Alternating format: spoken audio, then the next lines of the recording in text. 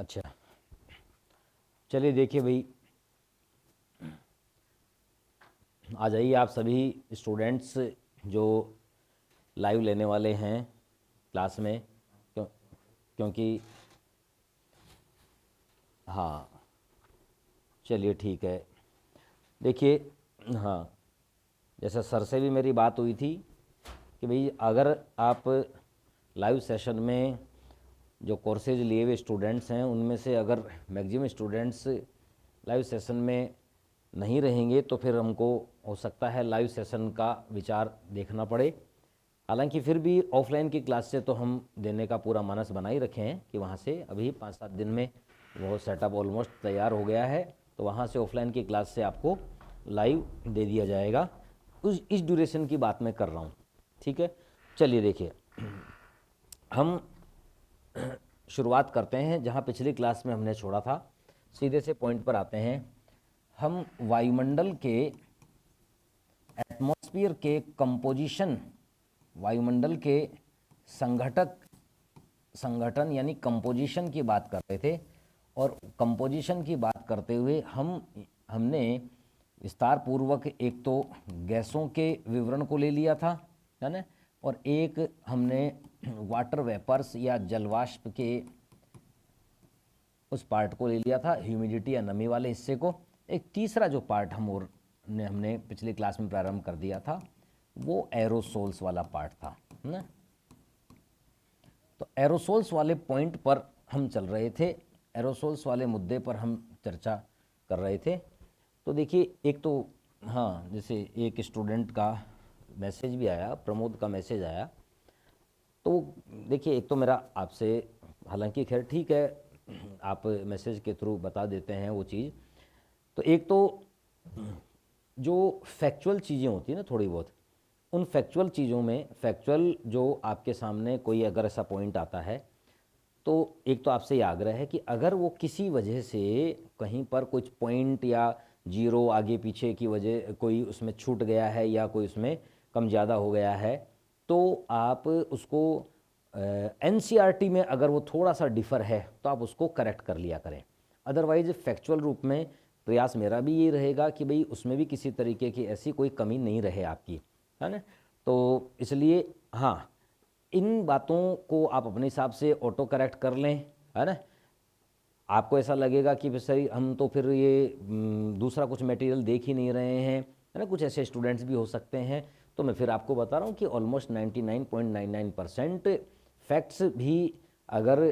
पूरी तरीके से मैं देख करके चेक करके कि भाई हाँ अगर ऐसा कुछ लगता है तो वो मैं वैसे ही आपको करवा रहा होता हूँ। और फिर भी अगर कहीं पर कोई ऐसी मेरी जानकारी में संज्ञान में आता है, मेरी नॉलेज में आता है, तो मैं उसको करेक्शन भी आपको करवा दूंगा। जैसे अभी ये गैसों को लेकर के आप चेक कर लीजिएगा कि उन्होंने जैसे बताया उस उन स्टूडेंट ने, प्रमोद ने, तो उनके अनुसार कि कार्बन डाइऑक्साइड की जो मात्रा है उसको 0.0036 हमने लिख दिया था, है ना। तो एक्चुअल में बिल्कुल ठीक बात है, वो तो 0.036% होना है उसको, है ना। तो उसको आप अगर ऐसा डबल दशमलव के पश्चात 2 शून्य लगाए हुए हैं तो आप उसको करेक्ट कर लीजिएगा ना। चलिए हम वापस से पॉइंट पर आते हैं। एरोसोल्स की हम बात कर रहे थे, एरोसोल्स या जलवाष्प की हम बात कर रहे थे। तो हमने कहा कि भाई जलवाष्प क्या है, एरोसोल्स हैं क्या, ठीक है। तो एरोसोल्स को लेकर के एक तो आपने बताया कि भाई वो सस्पेंडेड पार्टिकल, वो ठोस प्रकार के अत्यंत महीन कण, अधिकांश विद्वानों के अनुसार तो ये सस्पेंडेड अर्थात लटके हुए पार्टिकल होते हैं, ठोस पार्टिकल होते हैं, अति सूक्ष्म प्रकार के पार्टिकल जो ग्रेविटेशनल इफेक्ट से रहित रह करके, गुरुत्वीय प्रभाव से अप्रभावित रहते हुए ये इतने हल्के रहते हैं कि ये हवा में लटके रहते हैं, तैरते रहते हैं। इस प्रकार के जो पार्टिकल हैं वो आपने बता दिया। कुछ विद्वानों के अनुसार इसमें जो अत्यंत महीन प्रकार की जो ड्रॉपलेट्स होती हैं, अत्यंत महीन प्रकार के ड्रॉपलेट्स जिनको आप हिंदी में जलसीकर बोलते हैं, ये महीन प्रकार की ड्रॉपलेट्स होती हैं, यानी liquid form of the water, यानी जल का वह रूप। देखिए, जल की बूंदें या जल का रूप अगर थोड़ा हवा में अगर भारी या बड़े आकार के कणों से संबंधित है तो वो तो ग्रेविटी की वजह से सतह पर आ जाएगा, चाहे ओस के रूप में आए या चाहे वह सतह पर उन जल कणों के रूप में प्राप्त हो जाए, ठीक है ना, वो तो इस रूप में प्राप्त हो जाता है। परंतु अगर अत्यंत महीन प्रकार के जो गैसियस पार्ट भी नहीं है, ह्यूमिडिटी या जलवाष्प या नमी या आर्द्रता तो जल का गैसीय रूप है, परंतु कुछ विद्वान ऐसा मानते हैं कि जो अत्यंत महीन प्रकार के ड्रॉपलेट्स होते हैं, सूक्ष्म प्रकार के जो जल के तरल रूपों में ऐसे कण जो कि ग्रेविटी के प्रभाव से प्रभावित हुए बिना लटके रहते हैं, सस्पेंडेड कंडीशन में होते हैं, उनको भी ड्रॉपलेट्स के अंतर्गत शामिल किया जाता है। तो इन दोनों को भी आप इसके अंतर्गत मान सकते हैं। तो ये बात आपने कल भी कर ली थी। फिर आपने बताया कि भाई ये ड्रॉपलेट्स क्या हैं, फिर दूसरा एरोसोल्स क्या हैं, और दूसरा फिर आपने इसके तहत ही ये बताया कि भाई ये कहाँ से प्राप्त होते हैं, ये आ कहाँ से रहे होते हैं, इसको लेकर के, स्रोत को लेकर के भी आपने विस्तार पूर्वक बात कर ली थी। अब हम इनकी विशेषताओं पर आते हैं, खासियत पर आते हैं कि भैया ड्रॉपलेट्स एरोसोल्स जो हैं वो किस प्रकार से क्या क्या व्यवहार वायुमंडल में प्रदर्शित करते हैं। देखिए, ये आप बार बार कहते हैं कि वायुमंडल में पाए जाने वाले सभी प्रकार के जो कंपोनेंट्स हैं, है ना, संघटक तत्व हैं, ये तत्व सूर्य ताप, इंसोलेशन, इनकमिंग सोलर रेडिएशन,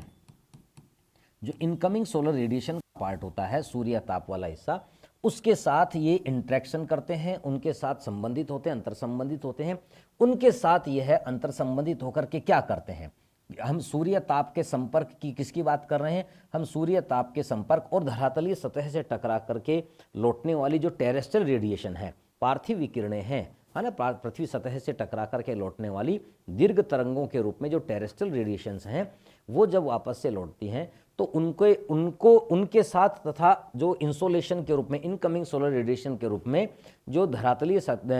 सतह की ओर सूर्य ऊर्जा पहुंचती है या आती है, वो इन वायुमंडल में विद्यमान एरोसोल्स के साथ जब संपर्क में आती है, जब उनके साथ वो संपर्क में आती है, तो फिर उसके पश्चात वो क्या क्या व्यवहार करती है। तो आप कहते हैं कि उनके साथ वह एक तो जो महत्वपूर्ण व्यवहार करती है वो करती है अवशोषक,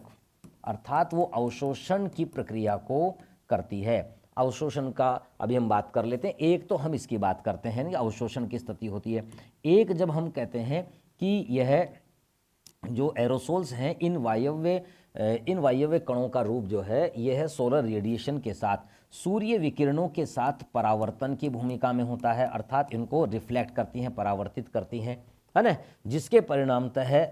परिणामतः विभिन्न प्रकार से, है ना, परावर्तन होता है, एक रिफ्लेक्शन होता है, रिफ्रैक्शन होता है, अपवर्तन होता है,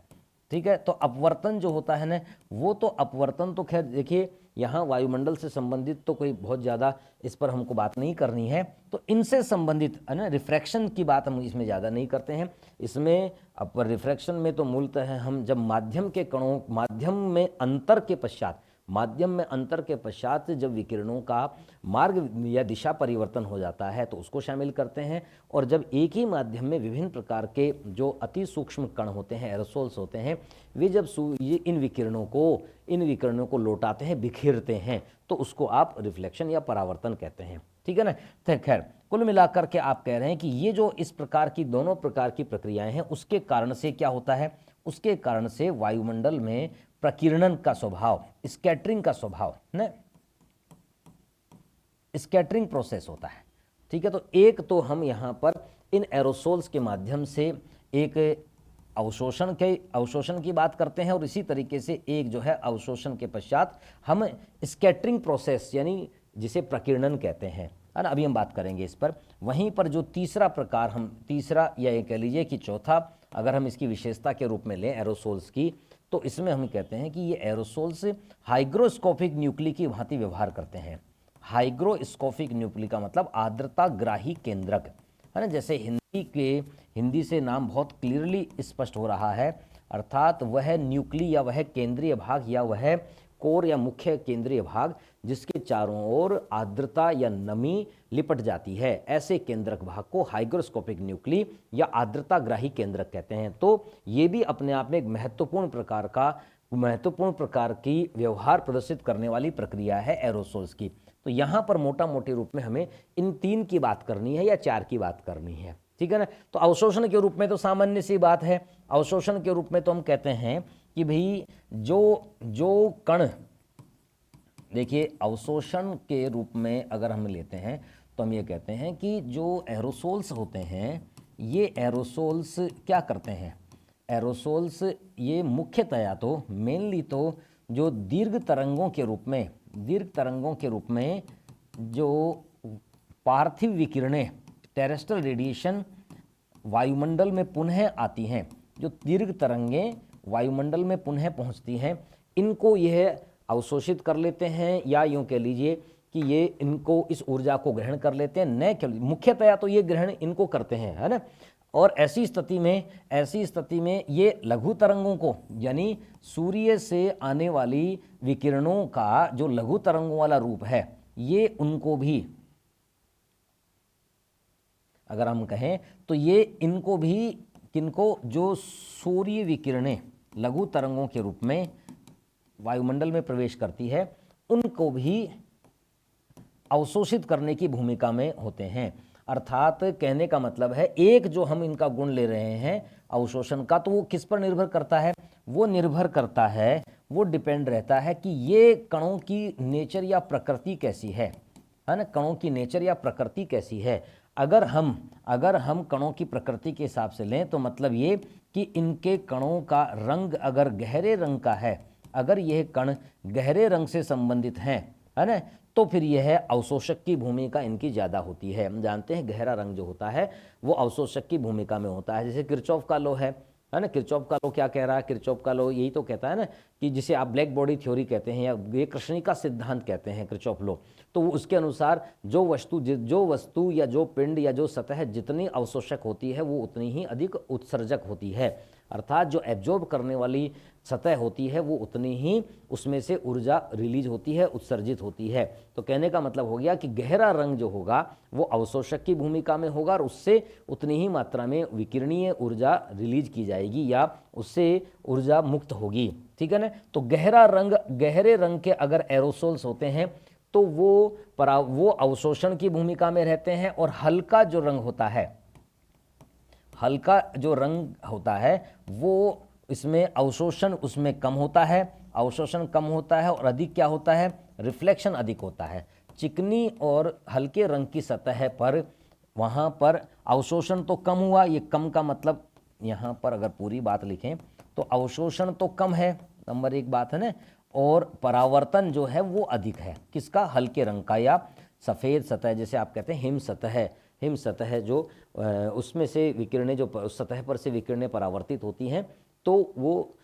इस प्रकार का ये जो परावर्तन होता है ना, ये जो इस प्रकार का, उसको अवशोषित किए बिना किसी भी सतह का वह भाग जो उस सतह को अवशोषित किए बिना, उस सतह द्वारा अवशोषित किए बिना लौटा दिया जाता है, उसे उसकी एल्बिडो कहते हैं। उसकी एल्बिडो, जब हम हीट बजट को पढ़ेंगे तो हम उस एल्बिडो की और चर्चा कर लेंगे। तो मोटा मोटी रूप में क्या पॉइंट निकला, हम ये कह रहे हैं कि भाई जो एरोसोल्स होते हैं वो इस भूमिका में होते हैं, एक तो अवशोषण की भूमिका में होते हैं। अवशोषण की भूमिका को लेकर के आपको 2-3 बातें ध्यान कर लेनी है। नंबर एक बात ये कि सूर्य से आने वाली लघु तरंगों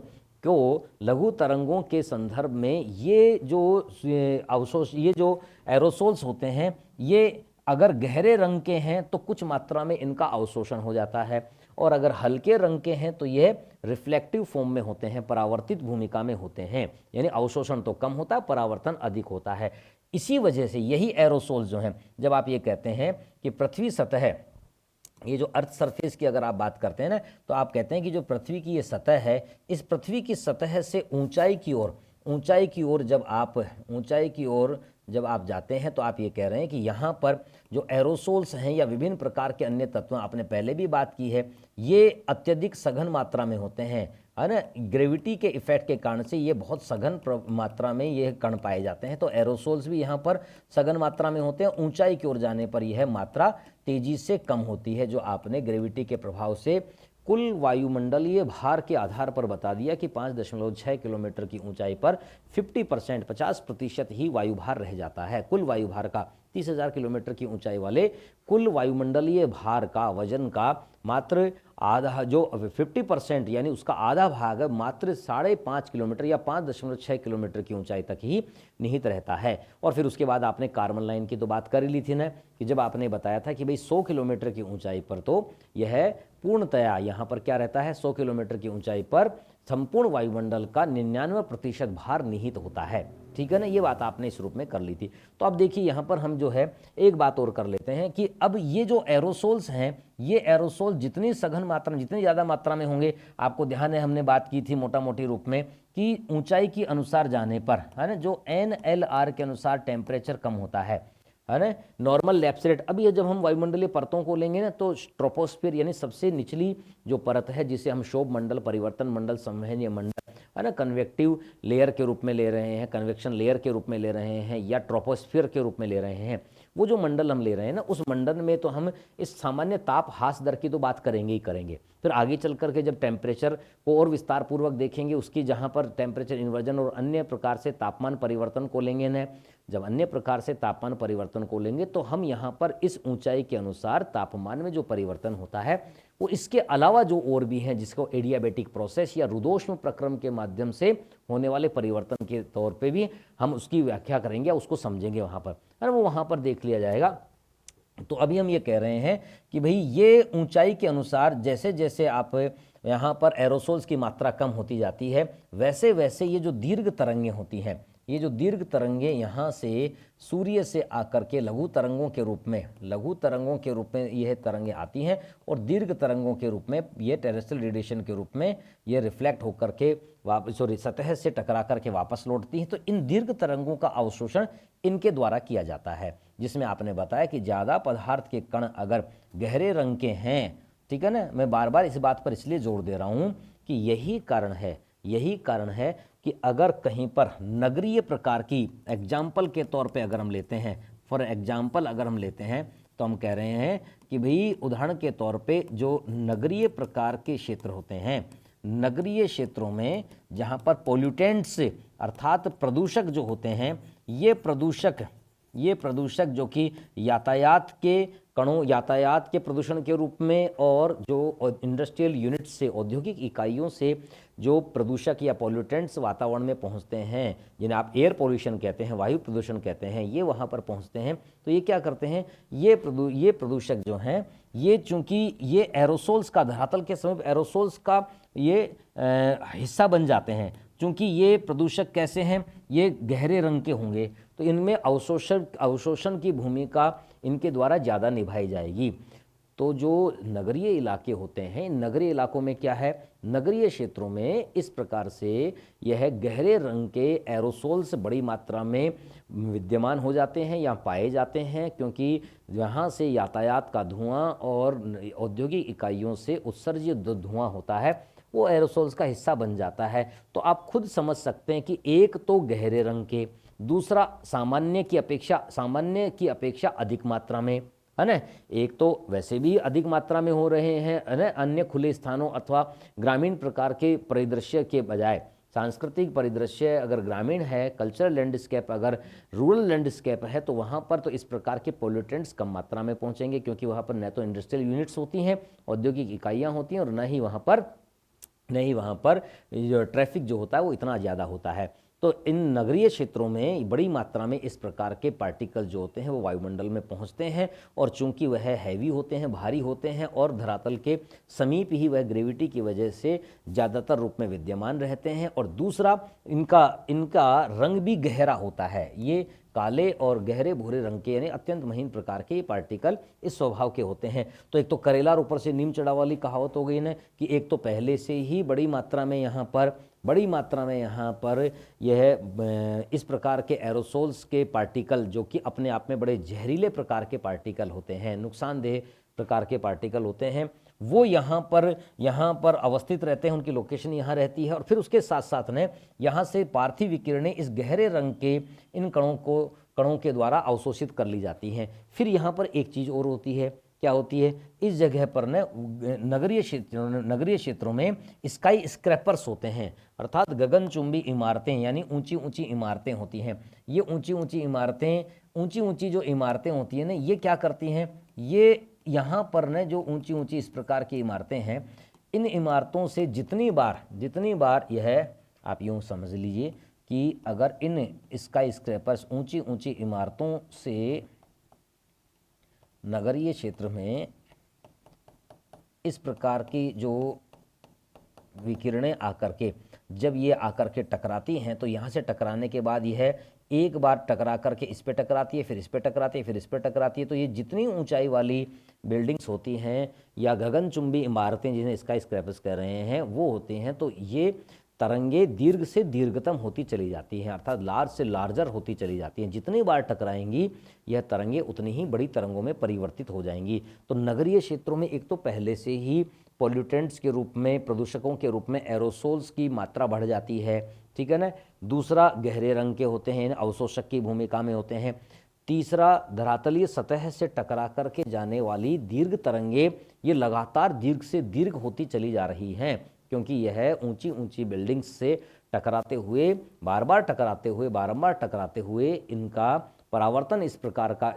इनके दीर्घ तरंगों के रूप में परिवर्तन इस तरीके का होता जाता है कि सामान्य प्रकार के एरोसोल्स के कणों के द्वारा भी यह ऊर्जा अवशोषित कर ली जाती है। तो फिर ये तो वैसे ही गहरे रंग के पार्टिकल होते हैं, तो इसलिए यह इस पूरी ऊर्जा को अपने अंदर निहित करके रखते हैं। इसीलिए नगरीय क्षेत्रों में क्या हो जाता है, इसीलिए नगरीय क्षेत्रों में एग्जैक्टली अगर आप देखेंगे तो नगरीय क्षेत्रों में इस प्रकार का अर्बन हीट आइलैंड, जिसे नगरीय ऊष्मा द्वीप कहते हैं, वो निर्मित हो जाता है, ठीक है ना। तो ये भी अपने आप में बड़े विकसित होते हुए विश्व में, डेवलप्ड होते हुए वर्ल्ड में, जहाँ पर तेजी से ग्रामीण जनसंख्या नगरीय जनसंख्या में परिवर्तित हो रही है, प्राइमरी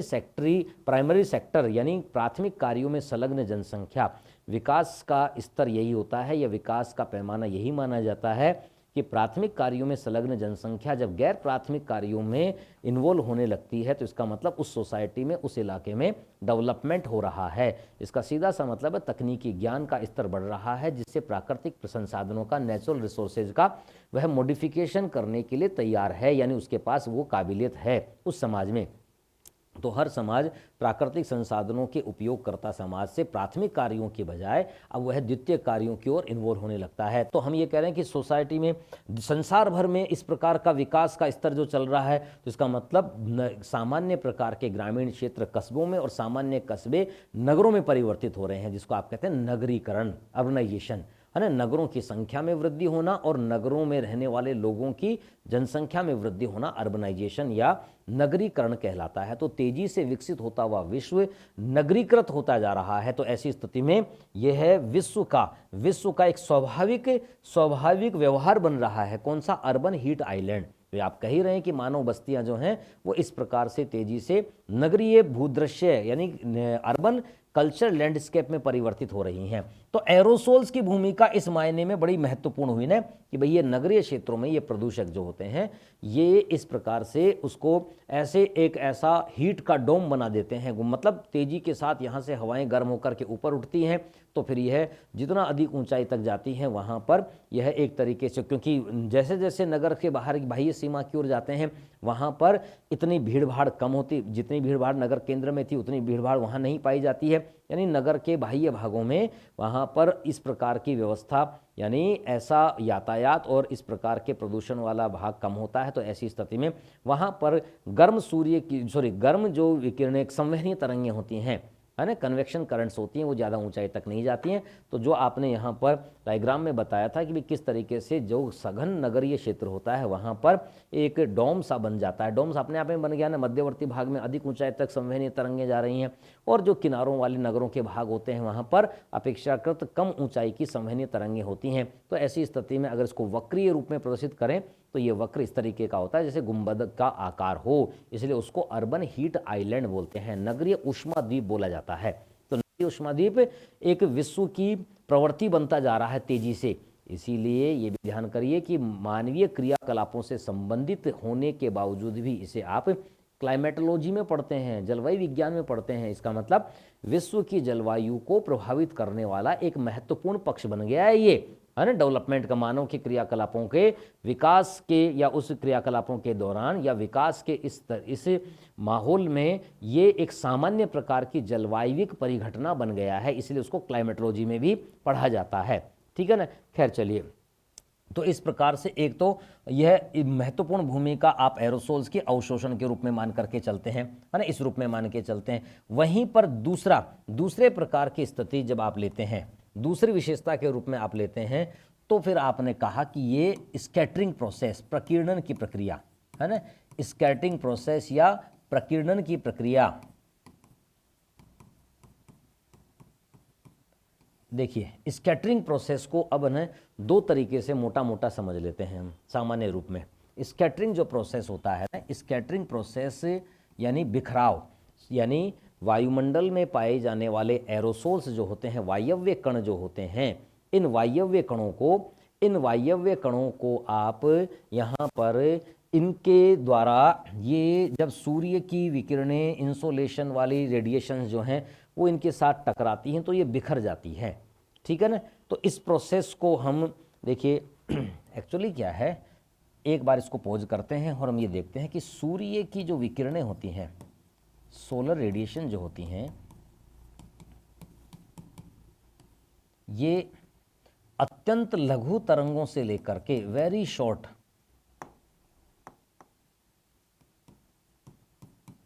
अत्यंत लघु तरंगों से लेकर के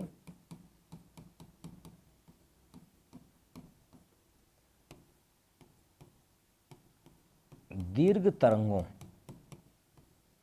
अत्यंत लघु तरंगों से लेकर के दीर्घ तरंगों तक का विकिरणीय उत्सर्जन इनसे होता है ना। इनसे ये विकिरणें जो हैं वो इस प्रकार के स्वभाव की होती हैं। देखिए लघु तरंग और दीर्घ तरंग का मतलब तो समझते हैं ना आप। लघु तरंग और दीर्घ तरंग का मतलब, देखिए सर ये नोट्स बनाएं कैसे सर, थोड़ा बताएं। सुप्रिया पूछ रही हैं कि नोट्स कैसे बनाएं। तो भाई नोट्स बनाने का कल पिछली क्लास में मैंने बताया था, तो आप पिछला जो वीडियो देखेंगे उसमें बताया हुआ होगा। पीडीएफ कहाँ मिलेगी सर नोट्स की? अच्छा, सुप्रिया मैडम को तो पूरा नोट्स पर ही फोकस है उनका, तो सारे मैसेजेस है ना। चलिए ये बात फिर मैं आपको बता देता हूँ कि देखिए हाँ, देखिए हम ये कह रहे हैं कि भाई ये जो नोट्स बनाने की जो प्रक्रिया है ना, उसमें मैंने आपसे पहले भी कहा कि भाई आप ऐसा करिए कि जो आप यहाँ पे लिख रहे हैं, क्लासेज में भी मैं यही बात बोलता हूँ ऑफलाइन क्लास में, कि ना आप रफ़ कॉपी जैसी कोई कॉपी मत बनाइए। रफ़ जैसी कॉपी कोई नहीं होती है ना। फिर रफ़ कॉपी को रफ़ तरीके से ट्रीट किया जाता है। कोई बहुत ज़्यादा आपका इसमें इन्वेस्टमेंट नहीं है। आप ये तो इतना सामान्य इन्वेस्टमेंट है। सामान्य रूप में हम ये कहते हैं, देखिए पहली बात तो एक कॉपी आप लेकर के बैठिए पढ़ते टाइम है टाइम यहाँ पे क्लास में, उसको बिल्कुल रेगुलर क्लास के रूप में मानते हुए आप उसको जो भी आपने टाइम तय किया हुआ है, अगर आप लाइव देख रहे हैं तो, अन्यथा आप उसको अपलोड वीडियो के रूप में देख रहे हैं तो भी, तो आप उस कॉपी को लेकर के बैठिए। बिल्कुल ऐसी फ्रेश न्यू जैसी कॉपी होगी और उस कॉपी में आप ये नोट करते हुए चलिए, ठीक है ना। उसमें क्या होता है कि जैसे मान्यता ये रहती है कि भाई अगर आप जो पढ़ रहे हैं उसको ढंग से आप साफ़ सफाई से अगर लिखने की आदत में रहेंगे तो रफ़ कॉपी में रफ़ की तरह ही लिखा जाता है। फेयर कॉपी में आपका खुद का ही पेन उठ पटांग आड़ा टेढ़ा चलाने का मन नहीं करेगा। बहुत ज़्यादा इन्वेस्टमेंट नहीं है। एक सिंपल सी या बिल्कुल सामान्य सी जो रफ कॉपी होगी और एक बहुत अच्छी सी दिखने वाली साफ़ सुथरी बढ़िया सी बाइंड, स्पाइरल बाइंड या अदर बाइंडिंग कॉपी वाली जो होगी, उसमें पर कॉपी मैं जहाँ तक समझता हूँ 30-40 रुपये का अंतर होता होगा उसमें। और कितना अंतर होता होगा एक सामान्य में और उसमें, मतलब इतने का अंतर है। बाकी तो इसका मतलब अगर आपने साल भर में 4-5 कॉपी भी भर दी है ना, साल भर में 4-5 कॉपी भी भर दी तो आपका कितना बहुत बड़ा इन्वेस्टमेंट हो गया क्या ये है। आपके 150-200 रुपये का एक्स्ट्रा इन्वेस्टमेंट हुआ। लेकिन वो जो आप पूरे साल भर तक उस इमेज के साथ उसको पढ़ेंगे ना, आपका पेन कभी भी उठपटांग उसमें लिखने का मन नहीं करेगा। नहीं होता क्या हमारे कि जैसे आप अच्छे से बढ़िया से मॉल में कहीं पर गए हैं, साफ़ सुथरे किसी माहौल में कि कहीं पर आप यात्रा कर रहे हैं, तो वहाँ पर जब गंदगी नहीं देखेंगे तो स्वतः ही आप कोई भी कचरा फेंकने के लिए एकदम से आप है ना थोड़ा सा झिझकेंगे भी, कहाँ फिर आप डस्टबिन ढूंढेंगे है ना। और जबकि आप किसी ऐसे स्थान पर हों जहाँ पर आप सीढ़ियों में चलते हुए आप देख रहे हैं कोने में वहाँ पर ये पीक के निशान बने हुए हैं, गंदगी वहाँ पर पड़ी हुई है, तो आप नहीं करते भी वहाँ पर थूकते हुए आगे निकलेंगे। तो स्वाभाविक प्रक्रिया है कि आप जिस तरीके का खुद की कॉपी भी रखेंगे तो आपकी कॉपी अगर साफ़ सुथरी होगी तो उसमें आपका ध्यान जाएगा। तो मेरा आपसे सभी जो तैयारी करने वाले स्टूडेंट्स हैं उनके लिए बहुत छोटी सी ये बात है कि भाई आप जब भी कहीं भी किसी भी क्लास में बैठें तो आप कहीं भी हो, ऑफलाइन में हो या कोई भी हो, जीके की हो या ऑप्शनल की हो, है ना, तो उस क्लास में बैठते वक्त आप है ना कॉपी को हमेशा फ्रेश और बढ़िया नई कॉपी जैसी कॉपी, बढ़िया से बढ़िया कॉपी रखिए। भले ही उसको आप ये 1000 बार हम सब विद्यार्थियों का, आप विद्यार्थियों का एक ही पॉइंट होता है, क्या सर हम इसको फेयर करते हैं जा करके, है ना, अगर ऑफलाइन की क्लास होती है हम सर इसको फेयर करते हैं, अरे भाई फेयर सभी करते हैं। आप उसको दोबारा लिख लीजिए दूसरी और बढ़िया कॉपी में सुंदर तरीके से, चाहे आप में कुछ भी उसमें संशोधन नहीं करना हो उस स्टडी मटेरियल में जो आपने क्लास में लिखा है, लेकिन फिर भी अगर आप उसको दोबारा से उसको रीराइट कर लेंगे तो पेन से जितना पेन चलाएंगे उतना ही माइंड में बातें आपके एंटर करेंगी, प्रवेश करेंगी। आप जितना पेन चलाएंगे, बिल्कुल सीधा सा कंसेप्ट है, आप जितना पेन चलाएंगे उतनी चीज़ें, आप अगर रेडीमेड होते जाएंगे कि आप सोचेंगे कि भाई ठीक है सब कुछ प्रिंटेड मिल जाए और है ना पेन नहीं चलाना पड़े, नोट्स की फ़ोटोकॉपी मिल जाए, ऐसा हो जाए, तो भाई ठीक है कि आपको ऐसा लगता है, लेकिन ये लंबे टाइम से आप जैसे विद्यार्थियों के साथ संपर्क में रहने के बाद ये व्यक्तिगत रूप से अनुभव हुआ है कि जिस विद्यार्थी ने जितना ज़्यादा पेन चलाया है उसको उतना ही अधिक लाभ मिला है। क्योंकि एक सिंपल सा कंसेप्ट इसके लिए हम यही मान कर चलते हैं कि भाई पेन चलाने का मतलब ये है कि भाई आपका कंसंट्रेशन उस हर वर्ड पर है। लिखते समय आपने उसमें लिख ही नहीं पाएंगे जब तक आपका कंसंट्रेशन नहीं होगा, एकाग्रता नहीं होगी। और पढ़ते टाइम में तो आपका ध्यान बार बार इधर उधर कहीं पर, रीड करते हैं, पढ़ते टाइम का मतलब रीड करते टाइम आपका दिमाग नोट्स पर से बार बार स्लिप होता है, कहीं का कहीं चला जाता है, कुछ ना कुछ सोचने लगते हैं। लेकिन लिखते समय आप जब तक वाक्य लिखेंगे ही, लिख ही नहीं पाएंगे कोई भी शब्द वर्ड जब तक आप उस पर कंसंट्रेट नहीं करेंगे, एकाग्र नहीं होंगे। तो इसलिए तो ये तो बात हो गई, ये जो लंबी चौड़ी जिसमें छोटी सी आपको बात बतानी थी कि नोट्स कैसे बनाएं, तो उसमें एक अति आवश्यक बात तो मैंने आपसे ये शेयर कर ली कि भाई आप कैसा भी कर रहे हो तो इस तरीके से ये एक फेयर जैसी कॉपी लेकर के फिर अब उसके बाद ने अगर ज़रूरत पड़ती है तो वैसे तो हम ज़्यादातर बुक्स को कवर करते हुए पॉइंट्स लेकर के चल रहे हैं। अब इस समय के हिसाब से निर्भर होता है कि आप कितने बाद वाले एग्ज़ाम की तैयारी कर रहे हैं। अगर आप भूगोल की तैयारी, भूगोल की यूनिट्स के हिसाब से देखें, स्कूल लेक्चरशिप में 13 यूनिट हैं लगभग, और एपी कॉलेज लेक्चरशिप और नेट जीआरएफ में लगभग 23-24 यूनिट हैं, है ना। तो अब आपके ऊपर डिपेंड करता है हिसाब से, तो एक यूनिट के हिस्से एक महीना भी अगर आप देते हैं तो अगर एपी की तैयारी करने वाले स्टूडेंट्स, असिस्टेंट प्रोफेसरशिप की तैयारी करने वाले स्टूडेंट्स हैं तो उनको अगर एक एक महीना भी वो हर यूनिट को देते हुए चलें तो उनके पास 2 साल में वो काम होगा पूरा। और अगर वह स्कूल लेक्चरशिप के हैं तब भी 1 साल से कम तो किसी हालत में नहीं हो रहा है। अब आप पर डिपेंड करता है कि आप उसमें एक महीने में एक यूनिट जब आपको निपटानी है तो अब उसमें आप उसको कितना मटेरियल लेकर के चलें। मटेरियल तो अथाह है ना, एक मटेरियल जो बहुत लंबे टाइम से एक वीडियो पेंडिंग है कि भाई कौन कौन सी बुक्स पढ़नी चाहिए, है ना, प्रत्येक ऐसे इंपॉर्टेंट यूनिट्स के लिए। तो उसमें हर बुक के लिए, हर यूनिट के लिए 2-2, 3-3, 4-4 महत्वपूर्ण लेखक होते हैं, ठीक है ना। तो अब अगर आप उनको पढ़ने बैठेंगे तो कहने का मेरा मतलब यह है कि यह इस पर निर्भर करता है कि आप जो हैं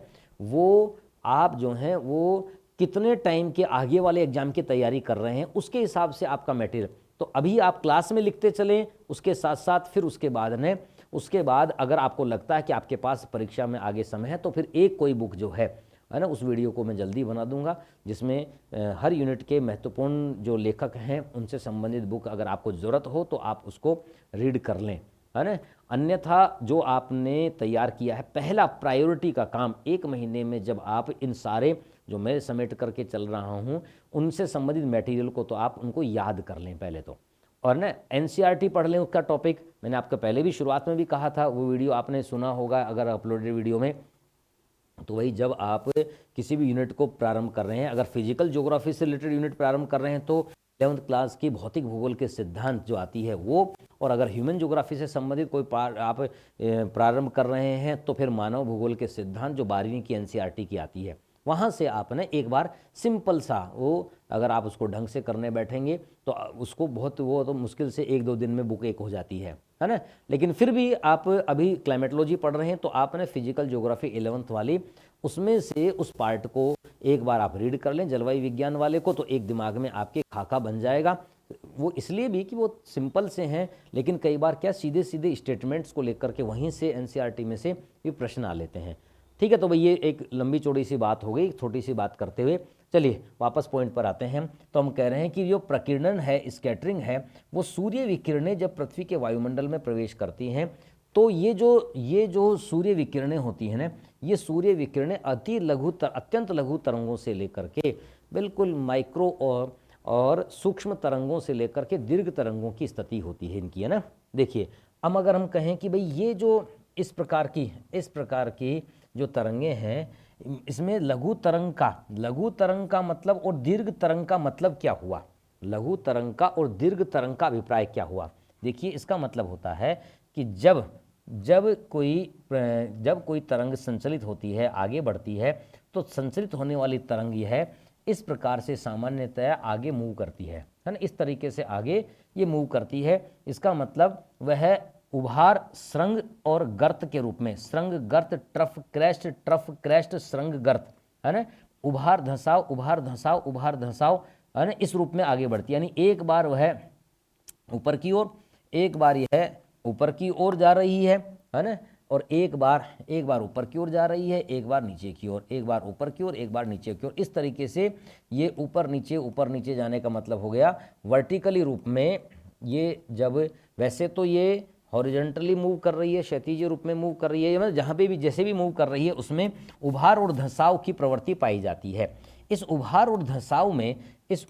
धंसाव में जो क्रमगत दो श्रृंग हैं, है ना, क्रेस्ट हैं, अंग्रेजी में क्रेस्ट बोलते हैं, हिंदी में श्रृंग बोलते हैं, है ना, या जो दो क्रमगत गर्त हैं, ठीक है ना, गर्त यानी ट्रफ, दो उभार, है ना, दो उभार, लगातार दो उभार क्रेस्ट,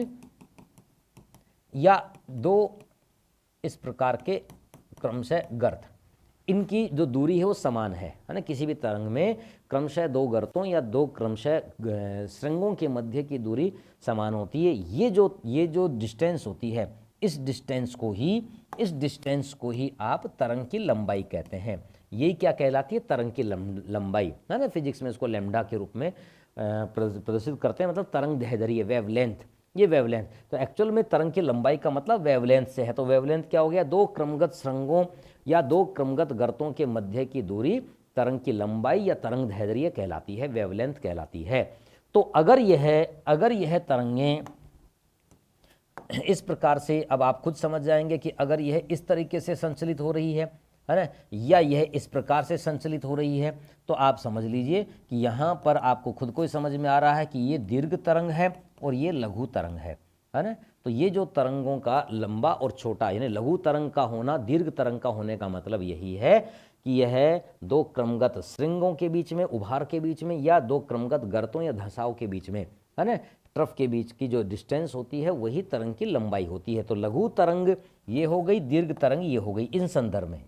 में, है ना। तो ऐसी स्थिति में आप ये कह रहे हैं कि ये लघु तरंगों के रूप में सूर्य की विकिरणें आती हैं। तो यह लघु तरंगों से लेकर के दीर्घ तरंगों का स्वभाव रखने वाली सूर्य की विकिरणें होती हैं, जो जनरली इसमें से ये जो विकिरणें आती हैं ना, इन विकिरणों में से एक खास बात ये ध्यान कर लीजिए कि ये जो विकिरणें होती हैं, ये जिस वेवलेंथ की होती हैं, इस वेवलेंथ में 400 नैनोमीटर से लेकर के 700 नैनोमीटर तक का,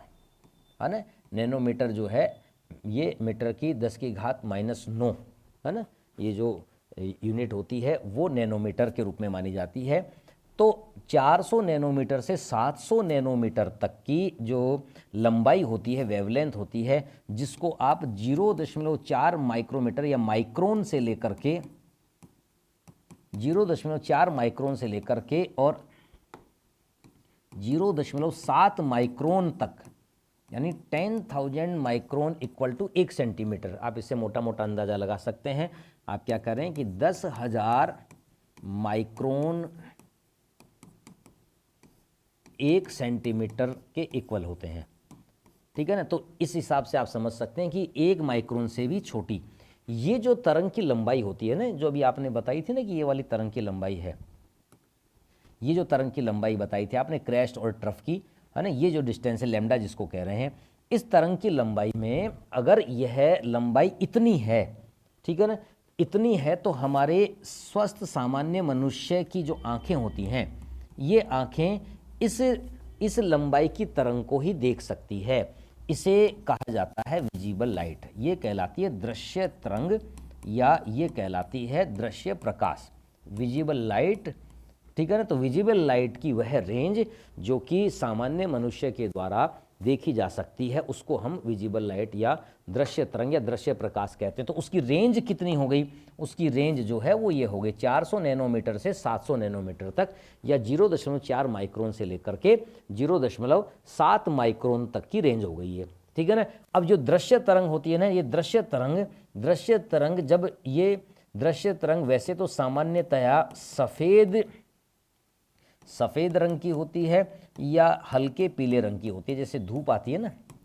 हल्के पीले रंग की होती है। तो इस प्रकार से ये जो हमें दिखती है, ये जो दिखती है इसकी रेंज इतनी है, ठीक है ना। अब ये इसके अंतर्गत ये एक्चुअल में 7 रंगों का, जिसे आप इंद्रधनुषीय रंग कहते हैं ना, ये 7 रंगों का यहाँ पर 7 रंग जिसे आप विबग्योर बोलते हैं, वायलेट, इंडिगो, ब्लू, ग्रीन,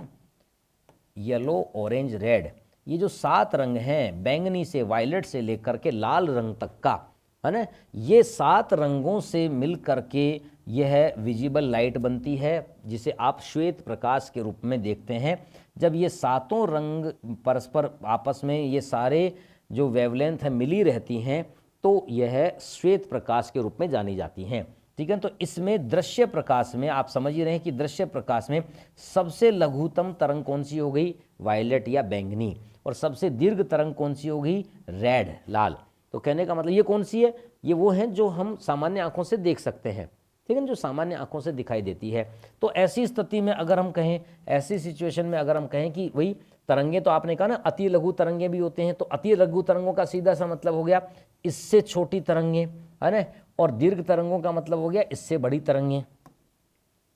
इस रेंज से बड़ी तरंगे, ठीक है ना। तो ये जो इस प्रकार से लघु तरंगे हैं, तो ये बैंगनी जो तरंग है सबसे लघुतम तरंग है जो हम सामान्य आंखों से देख सकते हैं। इस बैंगनी से जो छोटी तरंग होती है वो पराबैंगनी है, बैंगनी से परे, है ना, जिसको आप क्या बोलते हैं? अल्ट्रा वायलेट, वायलेट से परे अल्ट्रा वायलेट। तो पराबैंगनी किरणें या अल्ट्रा वायलेट किरणें कौन सी हैं? वे लघु तरंगें होती हैं जो हमारी रेंज से छोटी होती हैं, हमारी देखने वाली रेंज से छोटी होती हैं। इसी तरीके से, इसी प्रकार से इससे जो बड़ी तरंगें होती हैं, ये तरंगें अवरक्त तरंगें कहलाती हैं, जिसे इंफ्रारेड तरंगें कहते हैं। रक्त या लाल तरंगों से बड़ी अवरक्त, इंफ्रारेड। तो इंफ्रारेड दीर्घ तरंगें होती हैं और इंफ्रारेड दीर्घ तरंगें होती हैं। तो फिर ये जो तरंगें हैं पराबैंगनी, ये छोटी तरंगें होती हैं। पराबैंगनी तरंगें जो होती हैं मतलब लेस देन 0.54 माइक्रोन, 0.4 माइक्रोन से कम। देखिए रिमोट सेंसिंग जब हम कार्टोग्राफी वाले पार्ट में पढ़ेंगे, है ना, तो उस समय भी और विस्तार पूर्वक इन पॉइंट्स को देखेंगे, क्योंकि एपी में असिस्टेंट प्रोफेसरशिप वाले में और नेट जेआरएफ वाले में तो अलग से पूरा का पूरा पूरी डिटेल जो है ना, जो जियो स्पेशल टेक्निक्स वाली यूनिट होती है, वहाँ पर तो इन्हीं पर डिपेंड रहते हुए पूरी लगभग पूरी यूनिट जो है वो की जाती है, वो उसको उसी में पढ़ते हैं। तो विस्तार पूर्वक इसके और भी बहुत सारे पक्ष हैं, उन पर विचार करेंगे। स्कूल लेक्चरशिप वाले पार्ट में तो केवल आपके इस पार्ट से संबंधित जियो स्पेशल टेक्निक से संबंधित केवल 2 पार्ट हैं वहाँ पर, ठीक है ना। तो एक ये आपका सिलेबस भी जैसे डिस्कशन करना, पूरा का पूरा ओवरऑल सिलेबस वाला डिस्कशन करने वाला वीडियो भी एक पेंडिंग है, ठीक है ना। तो इसमें हालांकि यूनिट वाइज तो हमने डिस्कशन शुरू कर ही लिया ना, जैसे जैसे यूनिट पढ़ते जाते हैं वैसे वैसे उस सिलेबस का डिस्कशन तो हम करते ही करते हैं। तो हमने जैसे क्लाइमेटोलॉजी प्रारंभ किया तो उसके साथ ही उस यूनिट का भी हमने इसका जो सिलेबस का पार्ट था उसको हमने डिस्कशन कर ही लिया था। तो खैर, तो पराबैंगनी किरणें क्या हो गई? तो पराबैंगनी किरणें जो हैं वो अल्ट्रावायलेट किरणें लघुतम तरंगें हो गई। इसमें लघुतम तरंगों में सबसे लघुतम तरंगें जो होती हैं, सबसे पराबैंगनी किरणें, यहाँ पर छोटी तरंगों के रूप में मुख्यतया हम गामा किरणों की बात करते हैं। गामा रेज होती हैं, है ना, गामा विकिरणें होती हैं जो सबसे लघु तरंगों के रूप में होती हैं। इससे थोड़ी बड़ी तरंगें एक्स किरणें होती हैं, एक्स रे जिनको बोलते हैं, एक्स विकिरणें होती हैं, और इनसे जो बड़ी तरंगें होती हैं वो अल्ट्रावायलेट होती हैं या पराबैंगनी होती हैं, ये पराबैंगनी होती हैं। तो कहने का मतलब यह है कि क्रमवार अगर हम देखते हैं तो हमारी जो सामान्य प्रकार की सामान्य आँखों से देखे जाने वाली रेंज जो होती है वो लघुतम तरंग के रूप में वायलेट या बैंगनी वाले तरंग की संबंधित होती है। इससे छोटी के रूप में आपने कहा अल्ट्रावायलेट होती है। इससे छोटी जो तरंग होती है वो एक्सरे होती हैं या एक्स विकिरणें होती हैं, है ना। और इससे जो छोटी तरंगें होती हैं, इन छोटी तरंगों को गामा किरणें कहा जाता है, ये गामा किरणें हैं, ठीक है ना। तो ये जो क्रमशः अगर लें तो ये भी प्रश्न बन जाता है, कभी कभी क्रमशः ही पूछ लेते हैं प्रश्न, सामान्य सा लघुतम तरंगों के रूप में क्रमशः, ठीक है ना, इस प्रकार का पूछ लेते हैं। हाँ जी, चलिए देखिए, हाँ विद्यार्थी जुड़े हैं, मैं ये देख रहा था कि अभी और ऑनलाइन में कितने विद्यार्थी आए हैं, तो और भी विद्यार्थी जुड़ रहे हैं, लेकिन अपेक्षाएं जो हैं वो ये हैं कि भाई कम से कम जितने विद्यार्थियों ने कोर्स लिया हुआ है उसके काफ़ी संख्या तो कम से कम लाइव का फ़ायदा ले इसका। खैर देखिए तो अब आप ये कह रहे हैं कि जो गामा किरणें हैं ये गामा किरणें लघुतम तरंगें हैं, तो ये जो छोटी तरंगें हैं ना इनको आप लघु तरंगों के रूप में इनका अवशोषण होता है। इनका अवशोषण जो है ये ऊपरी वायुमंडल में ही हो जाता है, वायुमंडलीय परतों को लेकर के लेंगे ना। तो अभी हम सामान्य बात कर रहे हैं, जनरल बात कर रहे हैं। कौन सी जनरल बात कर रहे हैं? अभी हम स्कैटरिंग प्रोसेस की चर्चा करने में हमने पहले तरंगों को थोड़ा सा समझना प्रारंभ किया है कि तरंगें, दीर्घ तरंगें जो होती हैं ये अवरक्त तरंगें, अवरक्त तरंगों से यानी इंफ्रारेड तरंगों से भी बड़ी तरंगें जो होती हैं वो रेडियो वेव होती हैं। ये रेडियो वेव जो होती हैं, रेडियो तरंगें जो होती हैं, ये इन रेडियो तरंगों में भी जो बड़ी तरंगें होती हैं वो माइक्रोवेव तरंगें होती हैं, है ना। सूक्ष्म तरंगें, नाम देखिए माइक्रोवेव है ना, लेकिन वो दीर्घ तरंगों का रूप होती हैं, ठीक है ना। तो कुल मिलाकर के हम ये बात रिमोट सेंसिंग बारे में और विस्तार पूर्वक देखेंगे उस दौरान। तो अभी हम यहाँ पर हमें जब यहाँ सूर्य से आने वाले विकिरणों के संदर्भ में बात करनी है तो ये जो दृश्य प्रकाश होता है ना, ये जो विजिबल लाइट होती है, बढ़िया प्रश्न है ऑब्जेक्टिव का, सिंपल सा फैक्चुअल रूप में अगर लेते हैं तो हम कह रहे हैं कि ये जो सूर्य की विकिरणें आती हैं पृथ्वी के वायुमंडल में, उसमें 41%, 41% जो भाग होता है वो विजिबल स्पेक्ट्रम और विजिबल लाइट का होता है, ठीक है ना। यानी दृश्य तरंगों की मात्रा पृथ्वी के वायुमंडल में प्रवेशित जितनी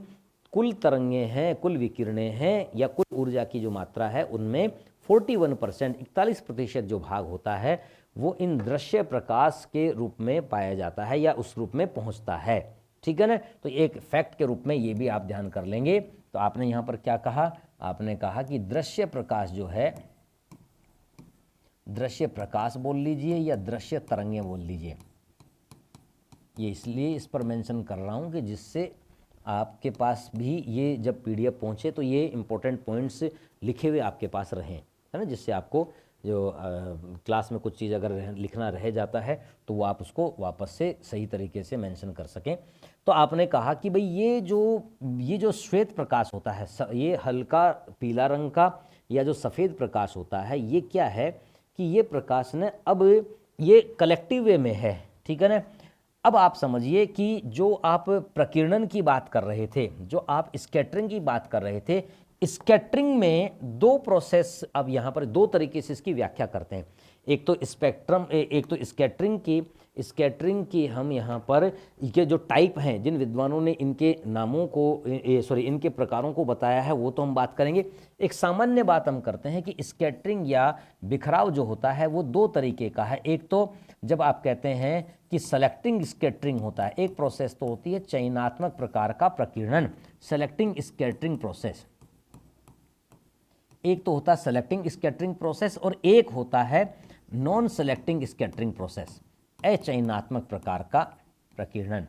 ठीक है ना, जिसे आप वर्णात्मक प्रकार का प्रकीर्णन और अवर्णात्मक प्रकार का प्रकीर्णन भी कहते हैं, लेकिन टेक्निकल नेम आप चयनात्मक और अचयनात्मक प्रकार का प्रकीर्णन कह रहे हैं। तो चयनात्मक प्रकार का और अचयनात्मक प्रकार के प्रकीर्णन को भी मोटा मोटे रूप में ध्यान कर लीजिए कि देखिए, जब आप ये कहते हैं, जब आप ये बताते हैं कि ये जो श्वेत प्रकाश है, इस प्रकाश में से ये जब यह किरणें जो हम देख सकते हैं। प्रकाश तो बड़ी मात्रा में सूक्ष्म से लेकर के और दीर्घ तरंगों के रूप में वायुमंडल में प्रवेश कर ही रहा है। हमें तो केवल ये विजिबल स्पेक्ट्रम वाला पार्ट ही नजर आएगा ना, क्योंकि हमारी रेंज 400 नैनोमीटर से 700 नैनोमीटर तक का, 400 नैनोमीटर से 700 नैनोमीटर तक का, हाँ 400 नैनोमीटर से 700 नैनोमीटर में मैसेज देखने लग गया था कि भाई और कोई क्या मैसेज आए हैं कोई। तो कुल मिलाकर के ये जो यहाँ पर ये हमारी रेंज है, ठीक है ना, इसमें हमें ये हमें दिखाई देगा। तो अब इसमें से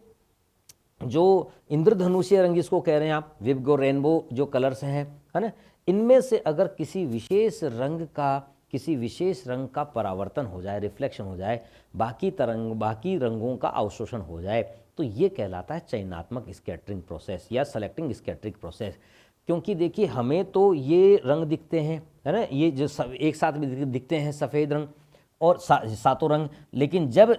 सूर्य प्रकाश आ रहा हो, सफ़ेद जो हम देख पा रहे हैं वो प्रकाश आ रहा हो, और बारिश की बूंदें जब आ रही हों, तो इनकी बूंदों से टकरा करके और फिर यह इंद्रधनुष हमें दिखाई देता है। तो ये सातों रंग बिखर जाते हैं, सातों रंग ये बिखर जाते हैं, जैसे प्रिज्म में से सूर्य प्रकाश को गुजारने पर ये सातों रंग दिखाई देने लगते हैं, ठीक है ना, जिस तरीके से। तो उसी प्रकार से भी यह स्थिति जो है विबग्योर के रूप में अगर किसी विशेष रंग का चयन हो गया तो इसको चयनात्मक प्रकीर्णन कहते हैं, इसको सेलेक्टिंग स्कैटरिंग प्रोसेस कहते हैं। तो वायलेट, इंडिगो और ब्लू, है ना, इससे आसमान का नीला रंग दिखने वाला प्रोसेस होता है। तो वो लघुतम प्रकार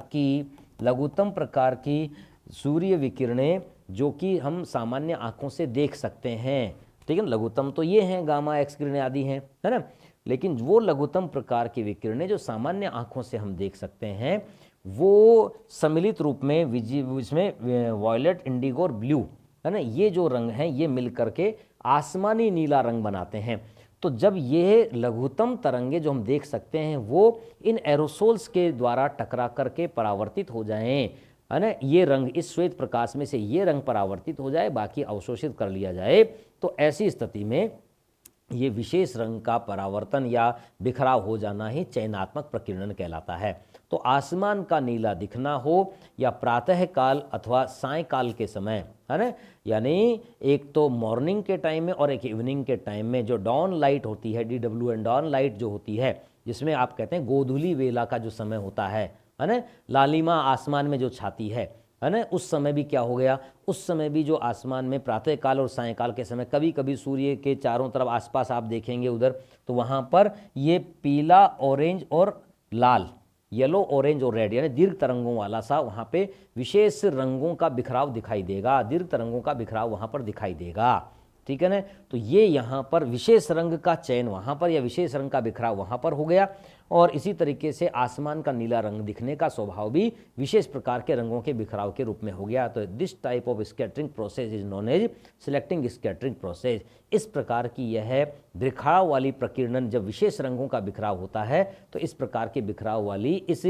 प्रकीर्णन की प्रक्रिया को आप चयनात्मक या वर्णात्मक प्रकार का प्रकीर्णन कहते हैं, ठीक है ना। तो एक बात ये हो गई। अब इसमें इस चयनात्मक प्रकार के प्रकीर्णन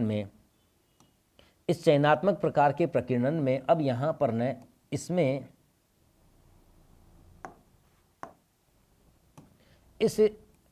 इसके अंतर्गत हम मुख्यतया वैसे तो जो कुल 4 मुख्य प्रकार के हम प्रकीर्णन पढ़ते हैं, जिसमें एक जो प्रकीर्णन है, हाँ चलिए ऑडियो चेक कर रहा हूँ मैं, क्योंकि एक बार ऐसा हो गया था कि काफ़ी कुछ रिकॉर्ड हो गया परंतु आधा वीडियो में ऑडियो नहीं आई, है ना, क्योंकि वो बैटरी उसकी चली गई। खैर, तो चयनात्मक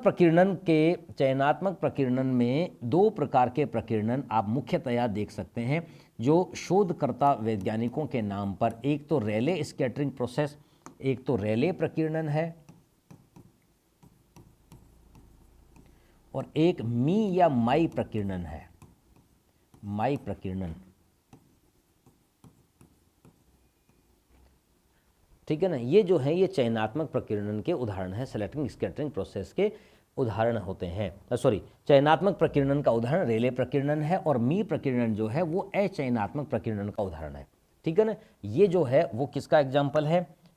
ये एग्जाम्पल जो है देखिए, हाँ, अभी हम इसको भी एक्सप्लेन कर लेते हैं।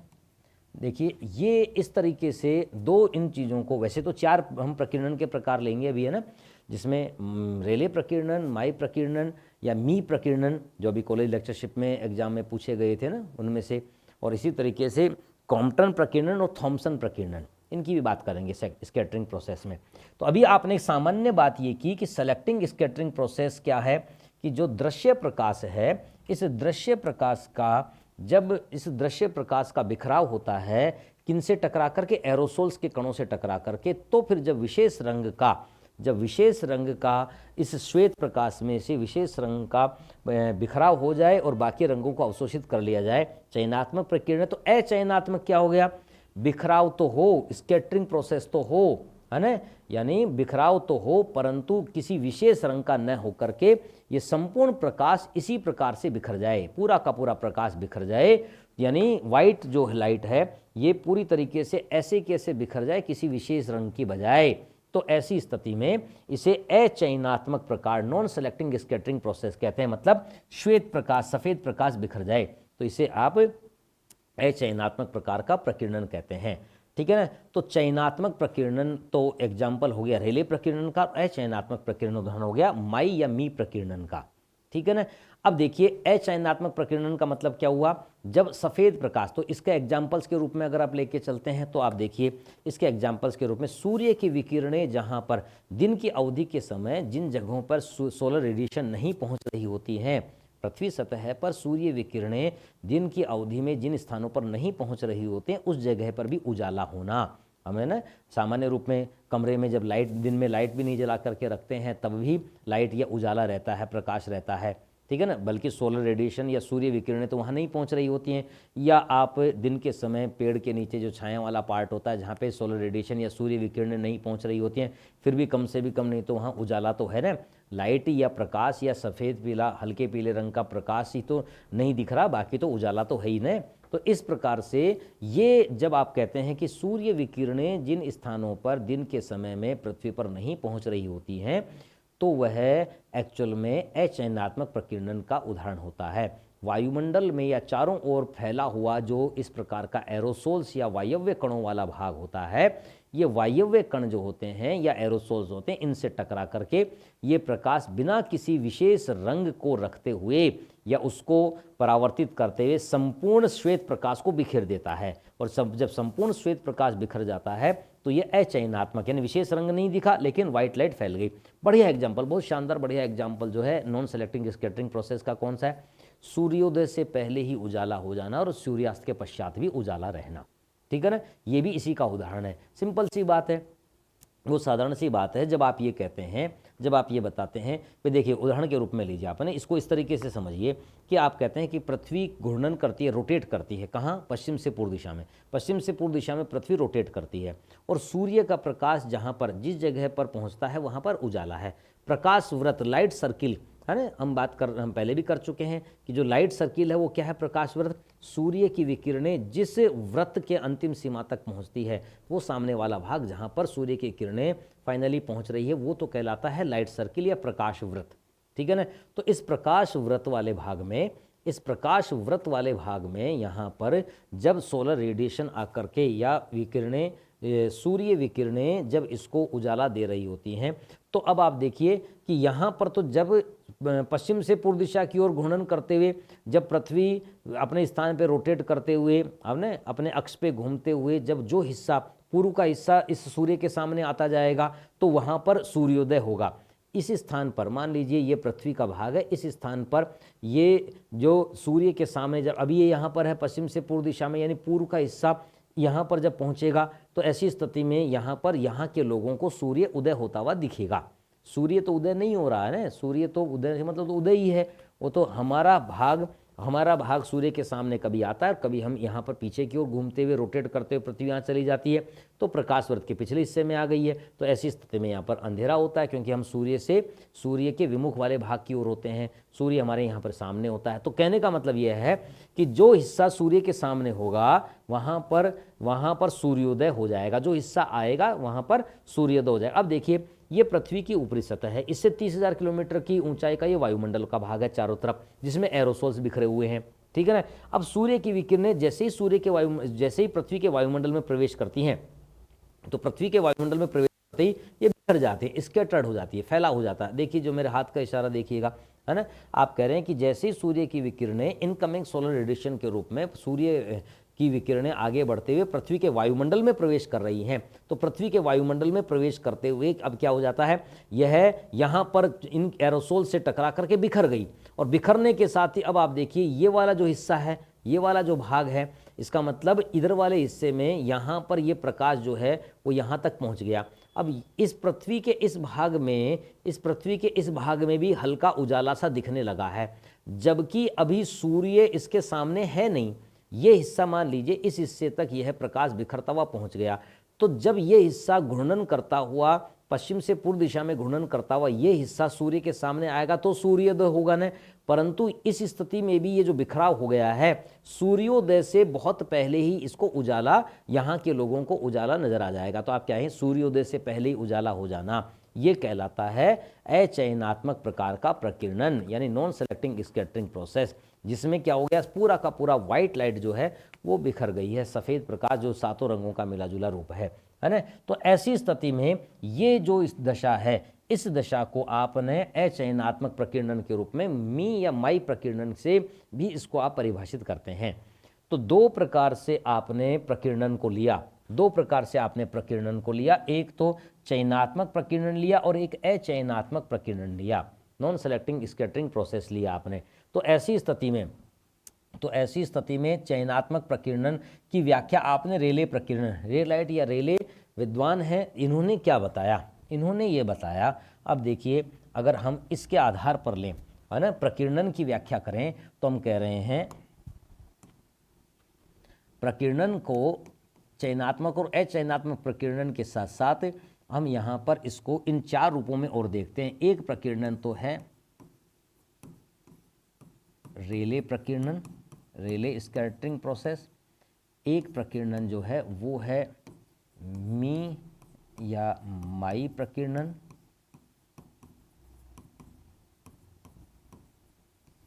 एक प्रकीर्णन जो है वो है कॉम्पटन स्कैटरिंग प्रोसेस, ये भी विद्वान के नाम पर है। और एक प्रकीर्णन जो है वो है थॉमसन, ये भी विद्वान के नाम पर है, स्कैटरिंग प्रोसेस, है ना। ये चार प्रकार के प्रकीर्णन को, वैसे रमन स्कैटरिंग प्रोसेस भी होता है ना, जिसका संबंध मुख्यतया महासागर के जल में जो नीला रंग दिखता है उससे होता है उसका। तो जो रेले प्रकीर्णन है, अब देखिए रेले प्रकीर्णन में आपने बताया कि इसमें क्या हुआ, इसमें चयनात्मक प्रकार का व्यवहार हो गया, आसमान का नीला दिखना, प्रातःकाल सायंकाल के समय आसमान में लालिमा का छाना, ये रेले प्रकीर्णन के एग्जाम्पल है। एक तो बढ़िया प्रश्न ये बनता है, ध्यान रखिएगा, ठीक है। तो रेले प्रकीर्णन के एग्जाम्पल कौन से हो गए, इसमें आपने एग्जाम्पल लिया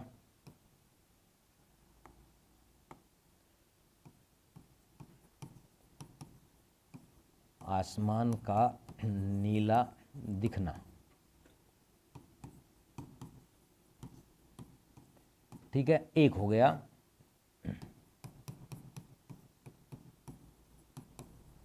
मॉर्निंग और इवनिंग के टाइम, प्रातःकाल और सायंकाल के समय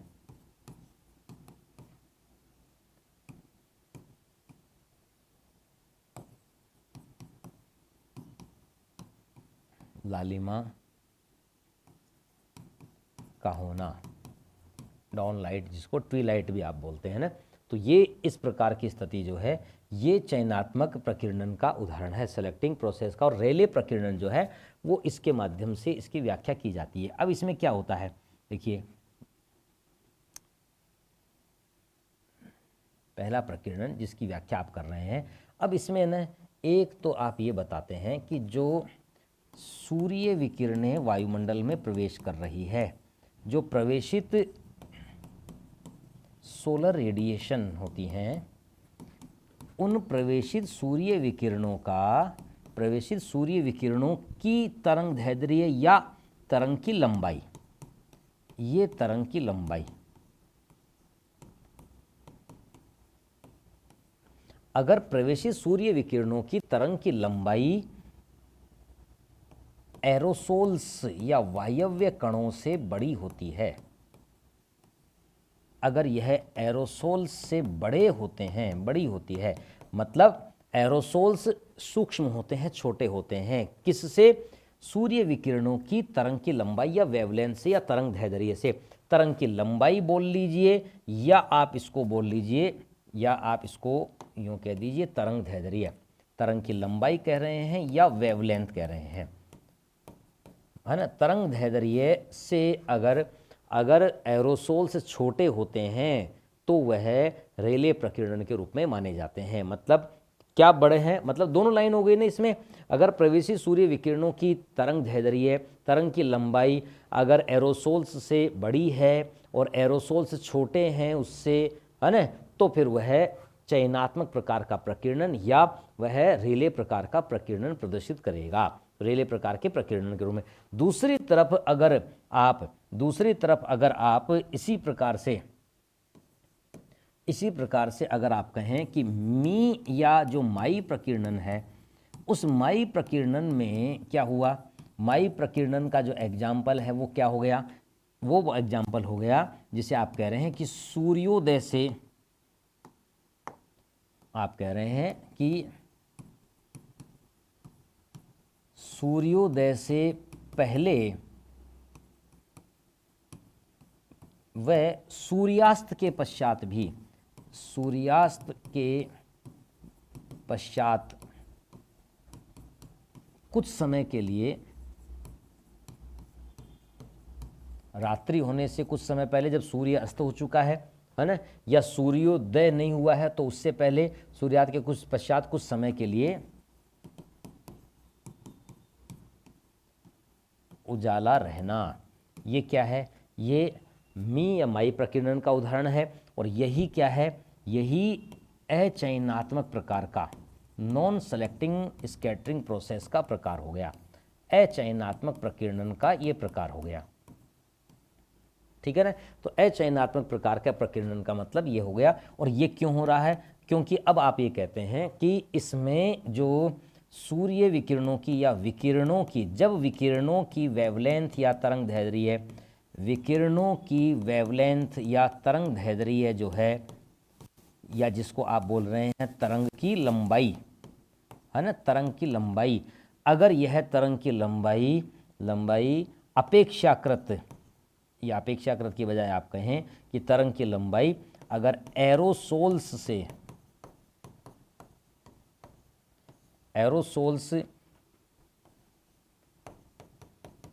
कणों से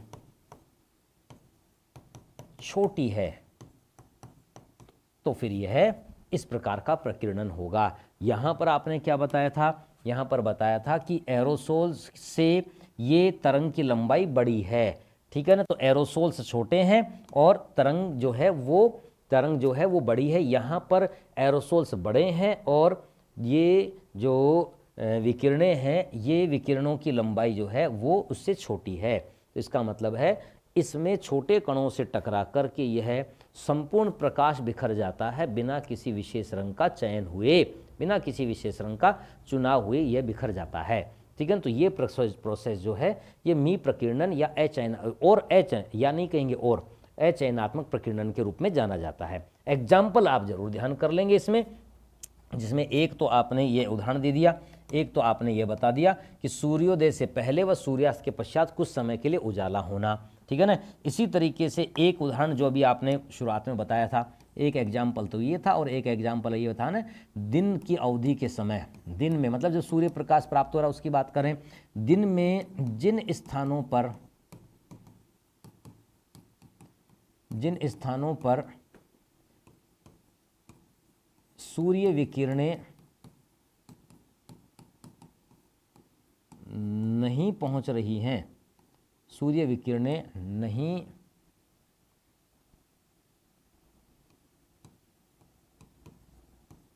पहुंच रही हैं,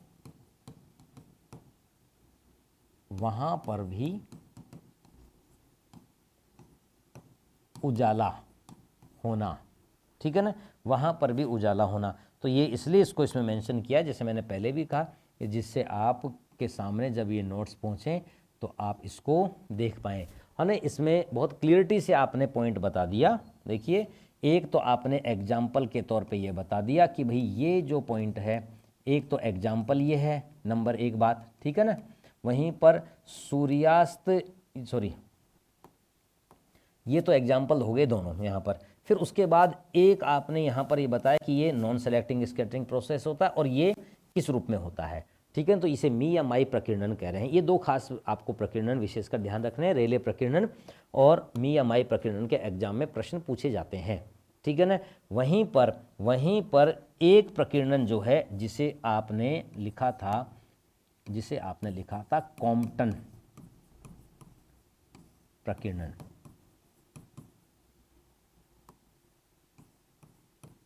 कॉम्पटन प्रकीर्णन, तो कॉम्पटन प्रकीर्णन जो है, ये प्रकीर्णन और जो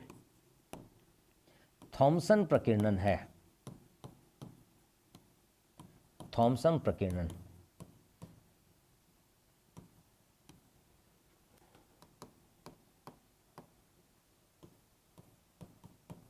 देखिए ये दोनों प्रकीर्णन जो हैं उनको आप सामान्य बिल्कुल ही जनरल में, कोई साइंटिफिक तरीके से ज़्यादा गहराई की बात नहीं करें, हम सिंपल वे में बात लेकर चल रहे हैं। यहाँ पर तो आप कह रहे हैं कि जब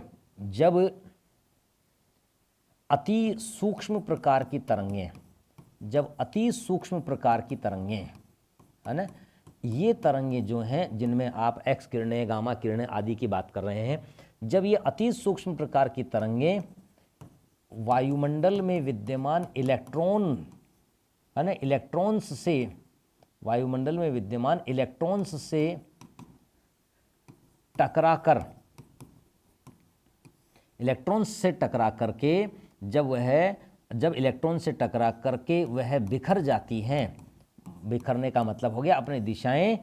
यानी प्रकीर्णित हो जाती हैं। जब यह प्रकीर्णित हो जाती हैं अर्थात बिखर गई,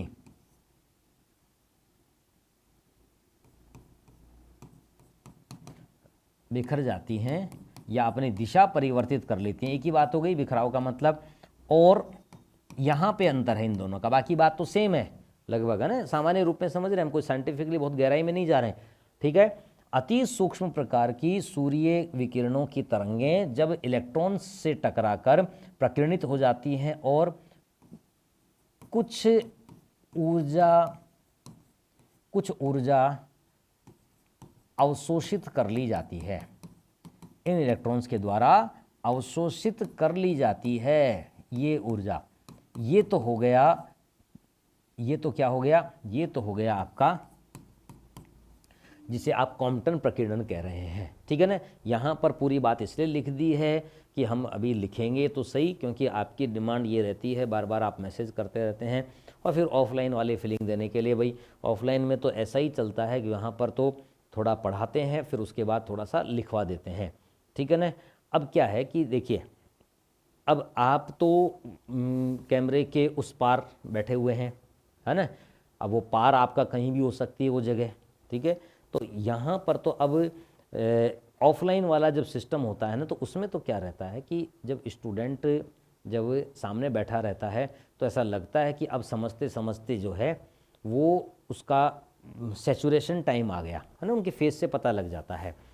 अब तो मैं केवल अंदाज़ा ही लगा पा रहा होता हूँ ना, तो जब वो सैचुरेशन या संतृप्तता का स्तर आ जाता है, देखिए जैसे अभी भी स्टूडेंट्स जो हैं वो पूरे नहीं आए हैं जितने आने हैं लाइव में, ठीक है, हाँ।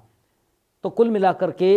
जब वो ऐसा फील होता है तो वहाँ पर उनको समझाते हुए इस पार्ट को रोक करके उनसे लिखवा लेते हैं, लिखवाना शुरू कर देते हैं, है जो आपने समझा, जिससे क्या होता है कंसंट्रेशन वापस से आ जाता है। लिखना होता है तो अगर कहीं पर थोड़ा आलस्य भी हावी हो रहा है तो फिर वो थोड़ा सा उसमें वो वापस से अपना अलर्टनेस मोड में आ जाता है, ठीक है ना। तो वो तो जब वहाँ क्लास अभी ऑफलाइन के साथ चलेगी तब तो आप इस चीज़ के साथ आप भी जुड़ी जाएंगे। तो अभी तो जनरली जो है वो मैं उस टॉपिक को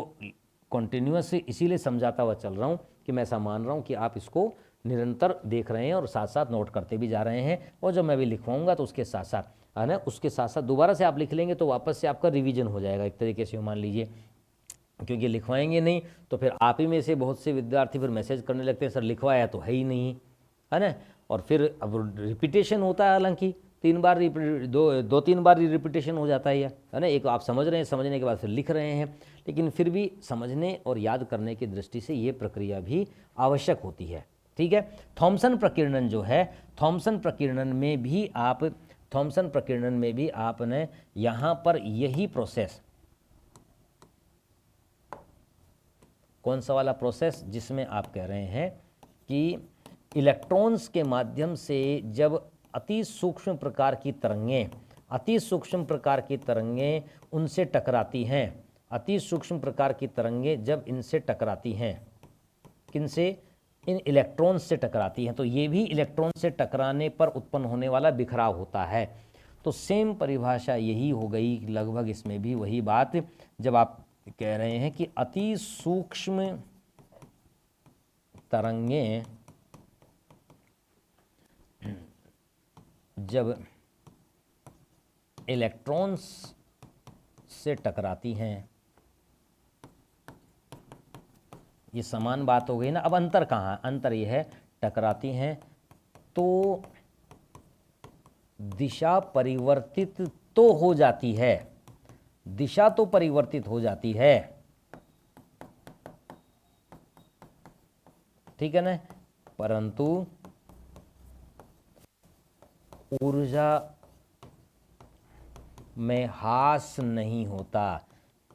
ऊर्जा में कमी नहीं आती। जबकि आपने कहा कि कुछ ऊर्जा अवशोषित कर ली जाती है इनके द्वारा, तो ऐसी स्थिति में ऊर्जा अवशोषित हुए बिना ही जब यह बिखराव हो जाए तो इस प्रकार का प्रकीर्णन थॉमसन प्रकीर्णन कहलाता है। तो ये अपने आप में एक बहुत महत्वपूर्ण प्रकार का पार्ट आपने इसके साथ ले लिया, ठीक है ना। तो 2 बातों आपने बहुत विस्तार पूर्वक समझी। अभी तो हालांकि बात विस्तार की है, तो इसको तो अभी हमने बहुत ही सामान्य सा लिया है, ये जो तरंगों का विवरण लिया ना हमने, कि जिसमें आपको केवल अभी इतनी ही बात समझने के लिए हमने इसमें ली है ना। फिर बाद में जब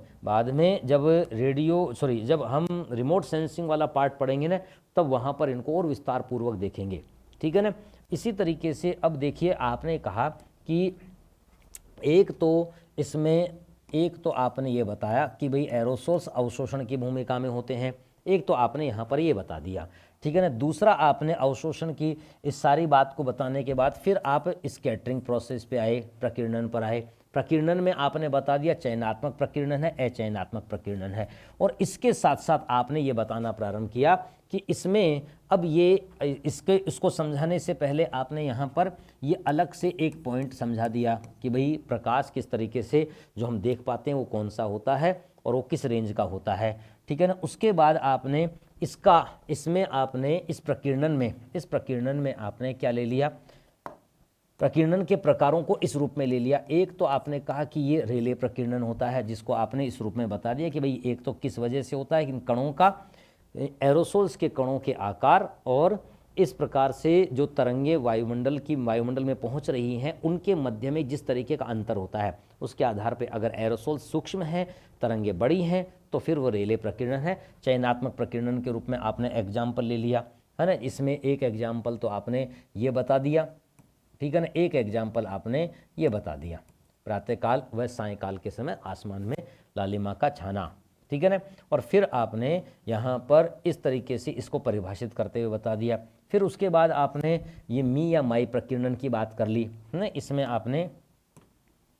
ये दूसरा प्रकार का हो गया, ठीक है ना। तो अब इसके साथ ही आपने ये बता दिया कि भाई किस प्रकार से यह इन उदाहरणों के रूप में, जिसमें दिन के जिन स्थानों पर सूर्य की विकिरणें नहीं पहुंच रही हैं वहाँ भी उजाला होता है। दिन के समय इसलिए जोड़ रहे हैं क्योंकि रात्रि में तो पहुंचती नहीं है वैसे भी, ठीक है ना। तो फिर उसी तरीके से फिर दूसरा एग्जाम्पल आपने यहाँ पर जो लिया वो सूर्योदय से पहले और सूर्योदय के पश्चात भी कुछ समय के लिए उजाला होना, ठीक है ना, सूर्यास्त से पहले भी। और फिर इस एग्जाम्पल में आपने एरो से बता दिया कि ये नॉन सेलेक्टिंग स्कैटरिंग प्रोसेस है, मतलब विशेष रंग का बिखराव या विशेष रंग का चयन होने की बजाय संपूर्ण प्रकाश, श्वेत प्रकाश, हल्का पीला प्रकाश फैल जाता है, ठीक है ना। और फिर इसी तरीके से विकिरणों के तरंग दैर्ध्य या तरंग की लंबाई, यानी एरोसोल्स कणों से जब ये छोटे होते हैं, है ना, तरंग की लंबाई, तो फिर इस प्रकार की प्रक्रिया होती है। तो ये आपने तीसरा यहाँ पर ये बता दिया। फिर तीसरे के रूप में आपने यहाँ पर जो बताया वो कॉम्पटन की बता दी, कॉम्पटन में और थॉमसन में डिफरेंस बस यही है कि एक तो इसमें ऊर्जा का क्षय होता है, दूसरा ऊर्जा का क्षय नहीं होता है।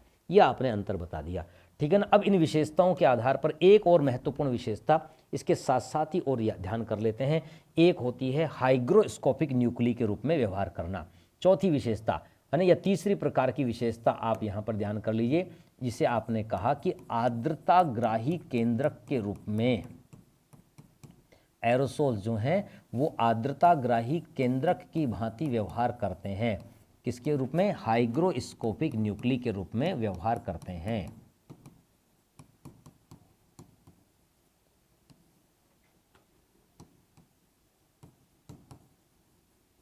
के रूप में व्यवहार करते हैं, ठीक है ना। तो इस आर्द्रताग्राही केंद्रक या हाइग्रोस्कोपिक न्यूक्ली के रूप में जो व्यवहार किया जाता है, इसका मतलब हो गया कि ये क्या करते हैं कि ये जो पार्टिकल्स हैं, है ना, ये जो पार्टिकल्स हैं, ये पार्टिकल्स अपने चारों ओर नमी वाले कणों को लपेट लेते हैं, अपने चारों ओर नमी वाले कणों को लपेट लेते हैं। ये इनका गुण होता है, खासियत होती है, ठीक है ना। तो ऐसी स्थिति में ये आर्द्रताग्राही केंद्रक के रूप में माने जाते हैं, ठीक है ना। ये व्यवहार मानव ने जब इस विशेषता को पहचान लिया, इस व्यवहार को पहचान लिया, तो उसके बाद वो कृत्रिम वर्षा करवाने की स्थिति में भी आ गया। यानी अब वह ये भी उसको समझ में आ गया कि वर्षा को भी मनमाफिक तरीके से करवाया जा सकता है ना, कृत्रिम वर्षा के रूप में, जिसको आप बोलते हैं ना आर्टिफिशियल रेन, उस रूप में। लेकिन उसके लिए यही कि बादल आसमान में होने चाहिए, ठीक है ना। बादल वो नहीं बना पा रहा है, लेकिन ये कि भाई जो बादल आ रहे हैं वो अगर बिना बरसे निकल रहे हैं, तो इस प्रोसेस को जानने के बाद वह उन बादलों से वर्षा करवाने की स्थिति में होता है, जिसे आर्टिफिशियल रेन या कृत्रिम वर्षा कह रहे हैं आप, ठीक है। तो यहाँ पर आर्द्रताग्राही केंद्रक के रूप में आप एग्जाम्पल, बहुत बढ़िया एग्जाम्पल लेकर के चलते हैं आप, है ना, कि ये क्या करते हैं, अपने चारों तरफ इन कणों को समेट लेते हैं, है ना। अब देखिए किन जो ड्रॉपलेट्स होते हैं ना, अत्यंत हल्के प्रकार के, यह जो नमी वाले और जलकण होते हैं, उनको ये अपने चारों ओर लपेट लेते हैं, समेट लेते हैं, ठीक है ना। बहुत बढ़िया एग्जाम्पल हम लेते हैं इसका, बहुत ही शानदार उदाहरण लेते हैं। जब आप ये बताते हैं, जब आप इस एग्जाम्पल को लेकर के चलते हैं कि जो ये यहाँ सहारा मरुस्थलीय क्षेत्र का वो जो एग्जाम्पल लेते हैं आप, है ना। वैसे तो जब आप जियोमॉर्फोलॉजी वाला पार्ट पढ़ते हैं तब भी आप ये बात पढ़ते हैं, तो जहाँ लोयस मृदा आदि की बात करते हैं ना, तो आप ये कह रहे हैं कि जब सहारा मरुस्थलीय क्षेत्र से चलने वाली गर्म और शुष्क जो पवनें होती हैं, कहाँ से? सहारा डेजर्ट में जो हवाएं चल रही हैं, यहाँ से जो हवाएं चलती हैं, सिंपल पर्टिकुलर इस एग्जाम्पल पर हम आना चाहते हैं, इसमें ना ज़्यादा हम कोई और बातें नहीं करना चाह रहे अभी, तो पर्टिकुलर तो सहारा मरुस्थलीय क्षेत्र में यहाँ पर ये जो मरुस्थलीय इलाका है, ये मरुस्थलीय इलाका गर्म है। इस एग्जाम्पल को समझने के इस विशेषता को समझने के लिए बेहतरीन एग्जाम्पल ले रहे हैं हमने कहा कि सहारा मरुस्थल गर्म है और यहाँ पर गर्म व शुष्क प्रकार की हवाएं चलती हैं,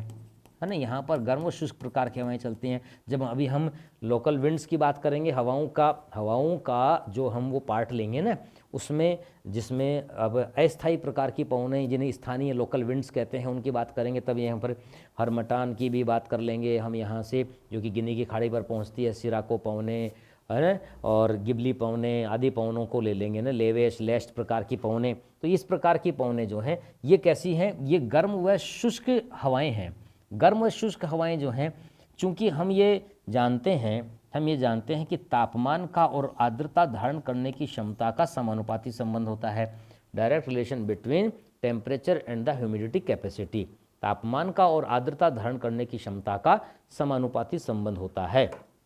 जो आपने जलवाष्प के समय में बात की थी वो आपको बिल्कुल ताज़ा हो गई होगी बात, है ना। पिछली क्लास में जब आपने चर्चा की थी, आर्द्रता सामर्थ्य, आर्द्रता क्षमता का समानुपाती संबंध किससे होता है? तापमान से। तापमान अधिक होगा तो आर्द्रता धारण करने की क्षमता भी अधिक होगी, और अगर तापमान कम होगा तो आर्द्रता धारण करने की क्षमता भी कम होगी, नमी धारण करने की क्षमता भी कम होगी, ठीक है ना। तो चूंकि यहाँ पर तापमान अधिक है, गर्म है, तो इसका मतलब हो गया सीधा सा नमी धारण करने की क्षमता है, लेकिन शुष्क कह रहे हैं आप। तो शुष्क क्यों है? क्योंकि यहाँ पर नमी निर्मित करने के लिए सतह पर जल की स्थिति नहीं है, न जलाशय है न कोई हिम सतह। तो गर्म है तो हिम सतह की तो कोई बात ही नहीं है, न कोई जलाशय वाला भाग है, और न यहाँ पर कोई मिट्टी में भी किसी प्रकार की मृदा जल यानी सॉइल वाटर, यानी जिसे मिट्टी की नमी बोलते हैं, न वो यहाँ पर विद्यमान है। तो ऐसी स्थिति में तापमान बढ़ने के कारण से ट्रॉपिकल एरिया यानी उष्णकटिबंधीय क्षेत्रों में स्थित इस प्रकार का ये मरुस्थलीय भाग तापमान तो बहुत अधिक ग्रहण कर रहा होता है, तापमान तो बहुत अधिक ग्रहण कर रहा होता है,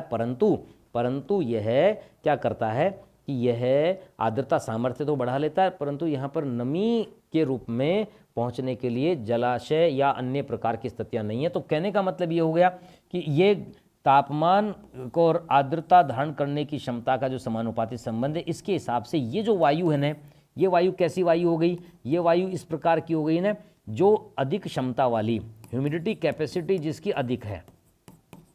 परंतु शुष्क है। अब इस प्रकार के जो ये जो एरोसोल्स होते हैं यहाँ पर, या यूँ कह लीजिए कि जो महीन प्रकार के इस जगह पर इस हवा के साथ साथ महीन प्रकार के जो डस्ट होती हैं, वो पार्टिकल्स होते हैं, वो भी यहाँ से, वो पार्टिकल्स भी अब क्या करते हैं कि यहाँ से इनके साथ साथ हवा के साथ उड़ते हैं। जो महीन प्रकार के पार्टिकल हैं, एक मोटा मोटी रूप में हम समझ लेते हैं कि जो भारतीय मरुस्थलीय क्षेत्र की मिट्टी है वो भूरी, हल्की भूरी ब्राउन कलर की है। मंगोलिया के गोबी डेजर्ट की जो मिट्टी है, रेतीली मिट्टी है या बालुई जो वहाँ की बालू है, रेत है, उसका रंग पीला है, जिसको हांगटू मृदा कहते हैं, येलो सॉइल है ना। इसी तरीके से सहारा मरुस्थलीय क्षेत्र की जो मिट्टी है, मिट्टी के कण वो हल्के लाल रंग के से कण होते हैं, हल्के लाल रंग के से ये जो कण होते हैं। तो इस प्रकार के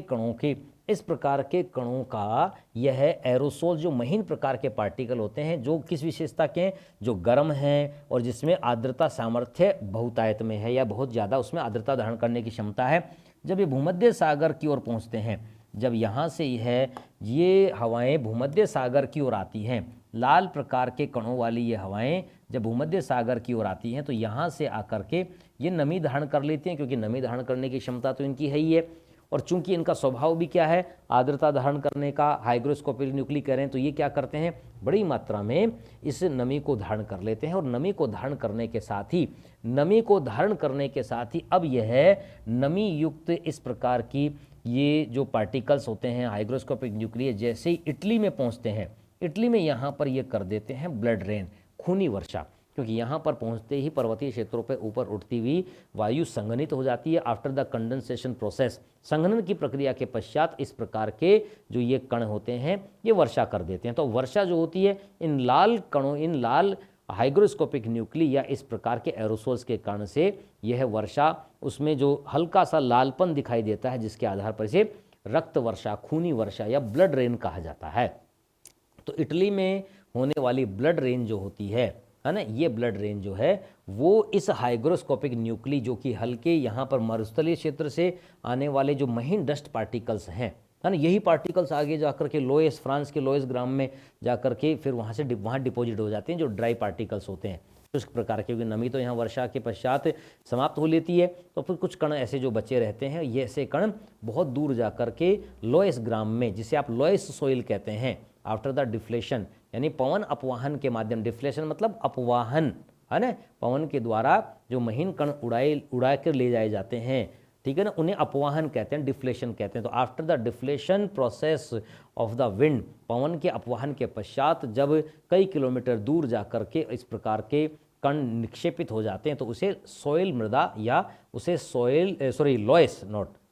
लोएस सोइल या लोएस मृदा कहा जाता है, ठीक है ना। खैर, तो आपने यहाँ पर बताया कि ब्लड रेन होने के लिए इटली में ये जो खूनी वर्षा या ब्लड रेन हो रही है, इसके लिए यहाँ पर, इसके लिए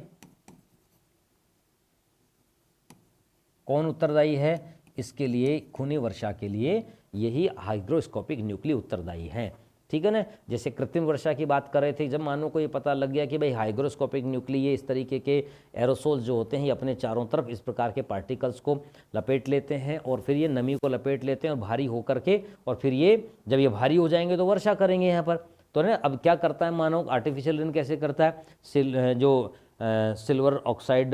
के पार्टिकल्स होते हैं या कुछ और पार्टिकल्स होते हैं, इनको लेकर के और इनको हाइग्रोस्कोपिक न्यूक्ली की तरीके से व्यवहार करवाया जाता है, अर्थात इनकी बौछार करवाई जाती है ना, प्लेन से जब वहाँ बादलों के पास जाकर के और इन कणों को छोड़ दिया जाता है, जिससे क्या होता है कि हाइग्रोस्कोपिक न्यूक्ली बादलों के उन कणों को, जल कणों को अपने चारों ओर लपेट लेते हैं, क्योंकि स्वभाव तो इनका ये है ही हाइग्रोस्कोपिक स्वभाव। है ना, आर्द्रता ग्रहण करने का स्वभाव। तो इसके आधार पर अब ये क्या करते हैं, फिर यह कण जो होते हैं ये मोटे कणों के रूप में हो लेते हैं, और एक बार जब इस प्रकार का प्रोसेस शुरू हो गया तो फिर ये कण आपस में मिल करके बड़े हो जाते हैं। फिर वो ग्रेविटी के भारी यानी भारी होने के कारण से, ग्रेविटी के प्रभाव से अब वह वहाँ पे लटके नहीं रह पाते हैं, अर्थात सस्पेंशन कंडीशन में नहीं रहते हैं, तो फिर वो बारिश शुरू कर देते हैं। ठीक है ना। तो इस प्रकार की जानकारी जब सामने आई तभी वह कृत्रिम प्रकार की वर्षा करने के लिए मानव अपने आप को उसने इस रूप में आर्टिफिशियल रेन करना भी सीख लिया, कृत्रिम वर्षा करना भी सीख लिया। इस एग्जाम्पल के आधार पे हमने इसको समझा। तो कुल मिलाकर के बहुत डिटेल के साथ हमने इस प्रकार के, देखिए छोटी क्लासेज में तो फैक्चुअल रूप में तो थोड़ी चीज़ें लेकर के चलते ही हैं, और लेकिन अब इन्हीं को आप थोड़ा सा और अच्छे से विस्तार पूर्वक समझते हुए चलें, तो जिससे आगे तक के लिए आपके पास परमानेंट पूरी की पूरी डेप्थ के साथ इस टॉपिक की समझ विकसित हो जाएगी। बार बार पढ़ने का जो झंझट है, आप एग्ज़ाम क्लियर कर लीजिए। आप देखिए, आपसे विशेष आग्रह है, जो ऑफलाइन में सारे विद्यार्थियों को कहता हूँ वही आपसे भी निवेदन है,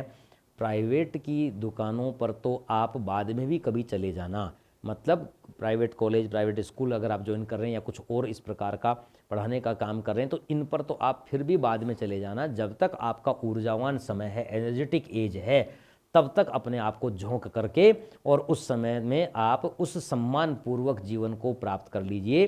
क्योंकि ये लिमिटेड आपके पास समय है, सीमित समय होता है ना। मतलब एग्जाम के लिए भी आपका लिमिटेड एज है और आपकी एनर्जेटिक एज भी लिमिटेड है। हर आने वाली पीढ़ी नई उत्साही होती है, नई ऊर्जावान होती है, ज़्यादा और अच्छी, कथित तौर पे टैलेंटेड का मतलब है कि वो जो बातें हम बहुत बड़ी क्लासेज के बाद समझने सीखने लगे हैं, वो चीज़ें उन्हें स्कूल लेवल पर ही बहुत पहले से ही समझाई जा रही होती है। अरे भाई जाएगी, इन्हें समझाएगी, क्योंकि जब आप जैसे पढ़ने वाले, शानदार तैयारी करके रखने वाले, डेप्थ के साथ पढ़ करके जो विद्यार्थी सेलेक्ट होंगे, तो फिर अपने विद्यार्थियों को तो ये इस प्रकार की समझ विकसित करेंगे इन्हें। तो ये हर कॉम्पिटिटिव एनवायरनमेंट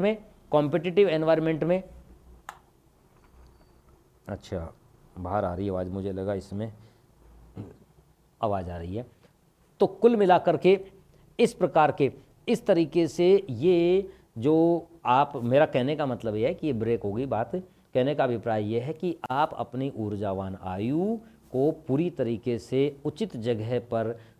उसको उचित जगह पर अपने आप को स्थापित करने में काम लीजिए, आप स्थापित हो जाइए। अन्यथा उम्र के किसी भी पड़ाव में ये प्राइवेट की दुकानें तो हमेशा खुली ही है ना, तो जब तक आप अभी प्रयास कर सकते हैं। तो इसलिए मेरा तो आपसे सभी से आग्रह है, जो ऑफलाइन के क्लासेज में स्टूडेंट्स होते हैं, मैं बार बार इसीलिए जिक्र कर रहा हूँ क्योंकि वहाँ पर उस जगह पर आप स्टूडेंट के साथ जो परस्पर इंटरेक्शन होता है, वो इंटरेक्शन हमेशा आपको आपके लिए, मुझे भी मोटिवेशन देता है। मुझे भी मोटिवेशन इसलिए कि ये आपके आँखों में देख करके ये साफ साफ पता लगता है कि किस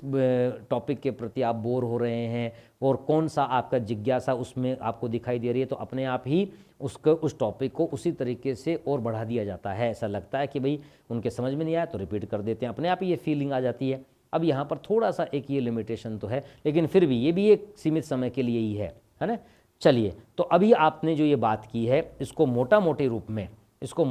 रूप में अब हम लिख लेते हैं। थोड़ा सा तो हम लिखेंगे ही ना, क्योंकि फिर आप वही बात कहेंगे कि सर हम तो इंतज़ार करते रहे और आपने लिखवाया नहीं। ठीक है, चलिए, क्लास थोड़ी सी लंबी हो गई है, लेकिन कोई बात नहीं, एक बार इस टॉपिक को यहाँ पर लिख करके ही करेंगे, एंड अन्यथा फिर अगली क्लास में वापस से नए सिरे से उन बातों को समझना और ये सारी चीज़ें जो हैं वो करनी पड़ती हैं। ठीक है ना। चलिए, बात करते हैं हम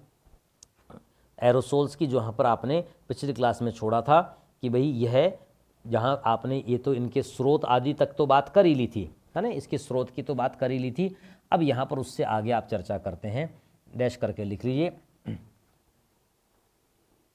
यहाँ से शुरू करिए, ये जो आपने लिखा है। हाँ, एरोसोल्स या वायव्य कण, एरोसोल्स या वायव्य कण निम्न महत्वपूर्ण विशेषताएं रखते हैं, निम्न महत्वपूर्ण विशेषताएं रखते हैं।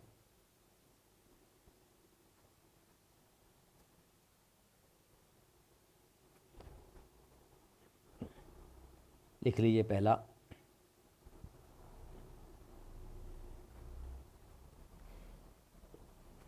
अवशोषण,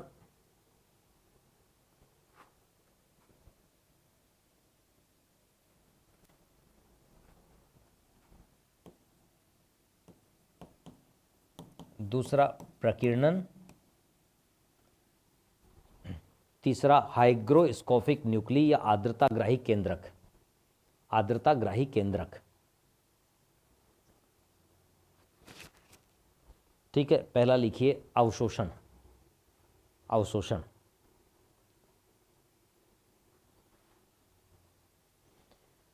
वायुमंडल में पाए जाने वाले एरोसोल्स, वायुमंडल में पाए जाने वाले एरोसोल्स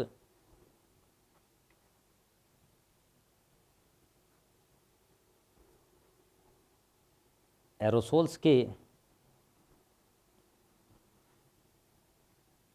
प्रकृति